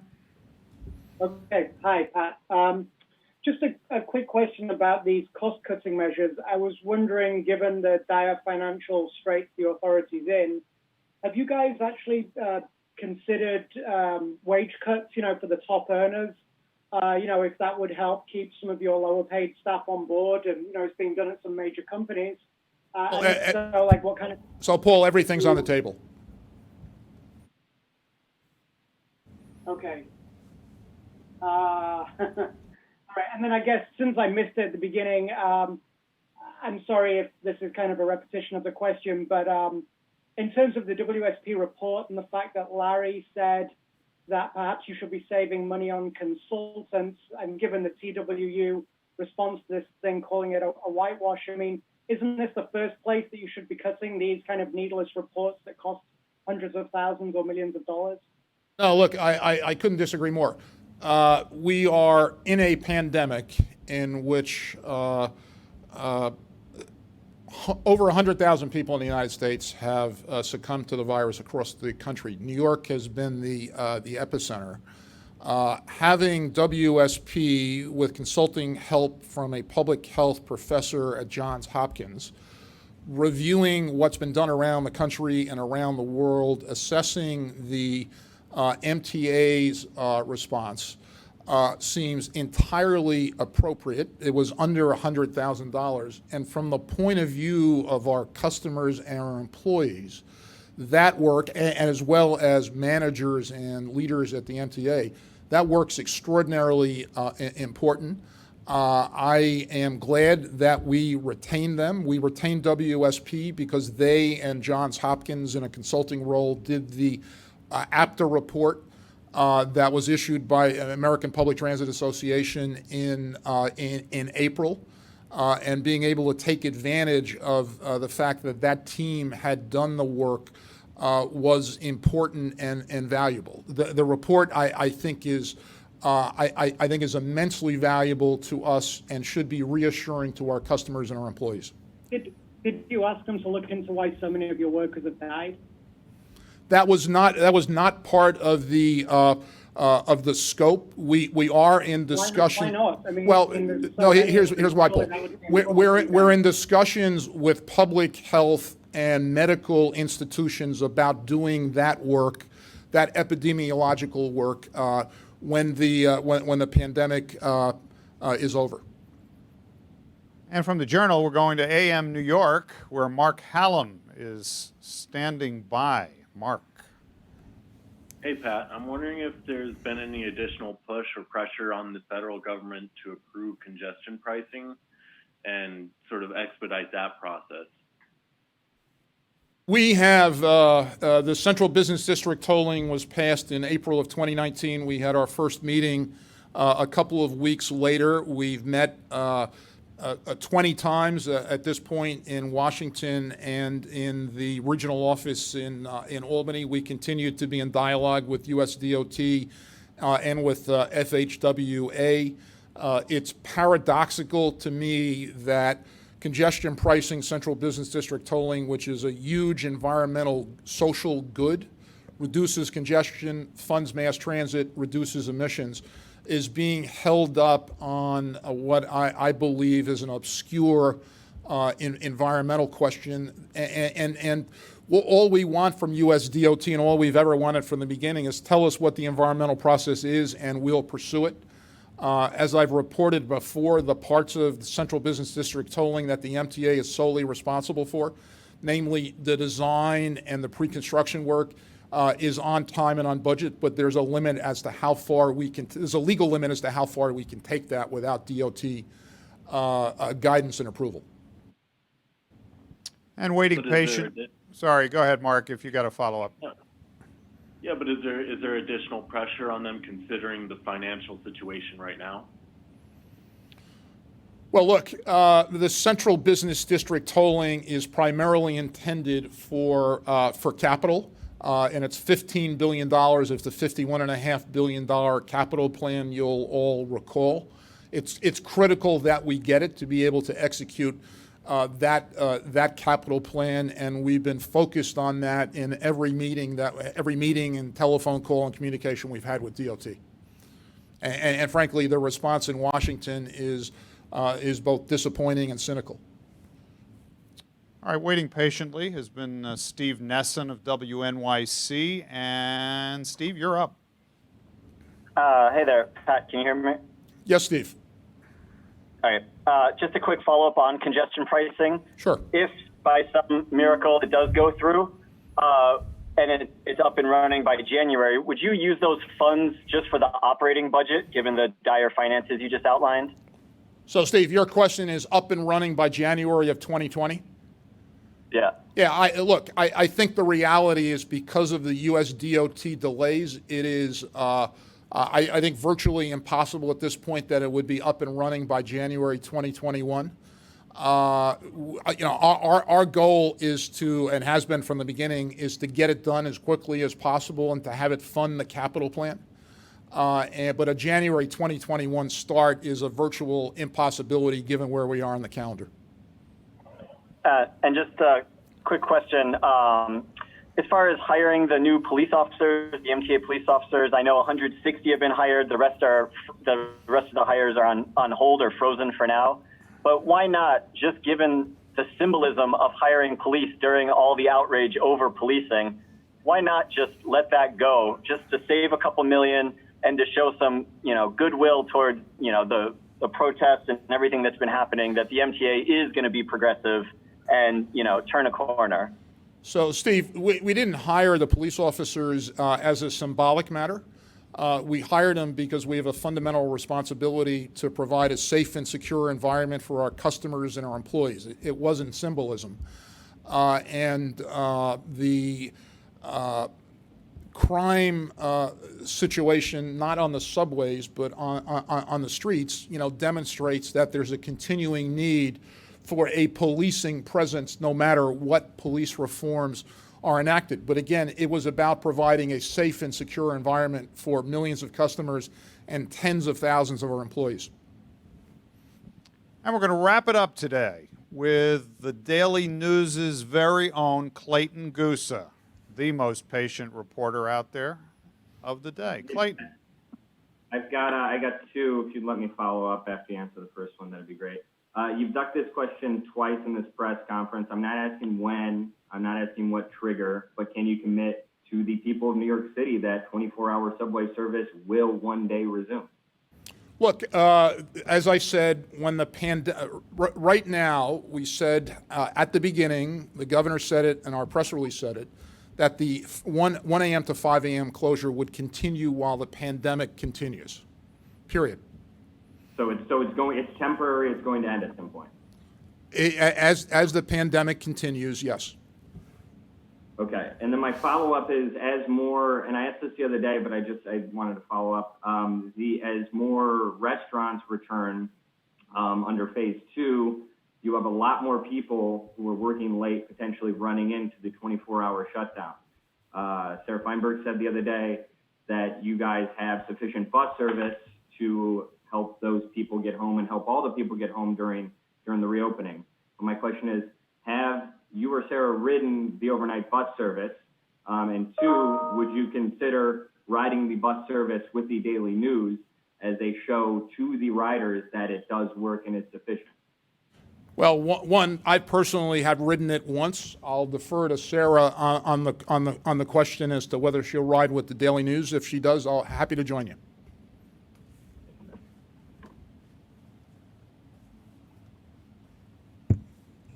I look forward to it. It'll be great. Good. Me too.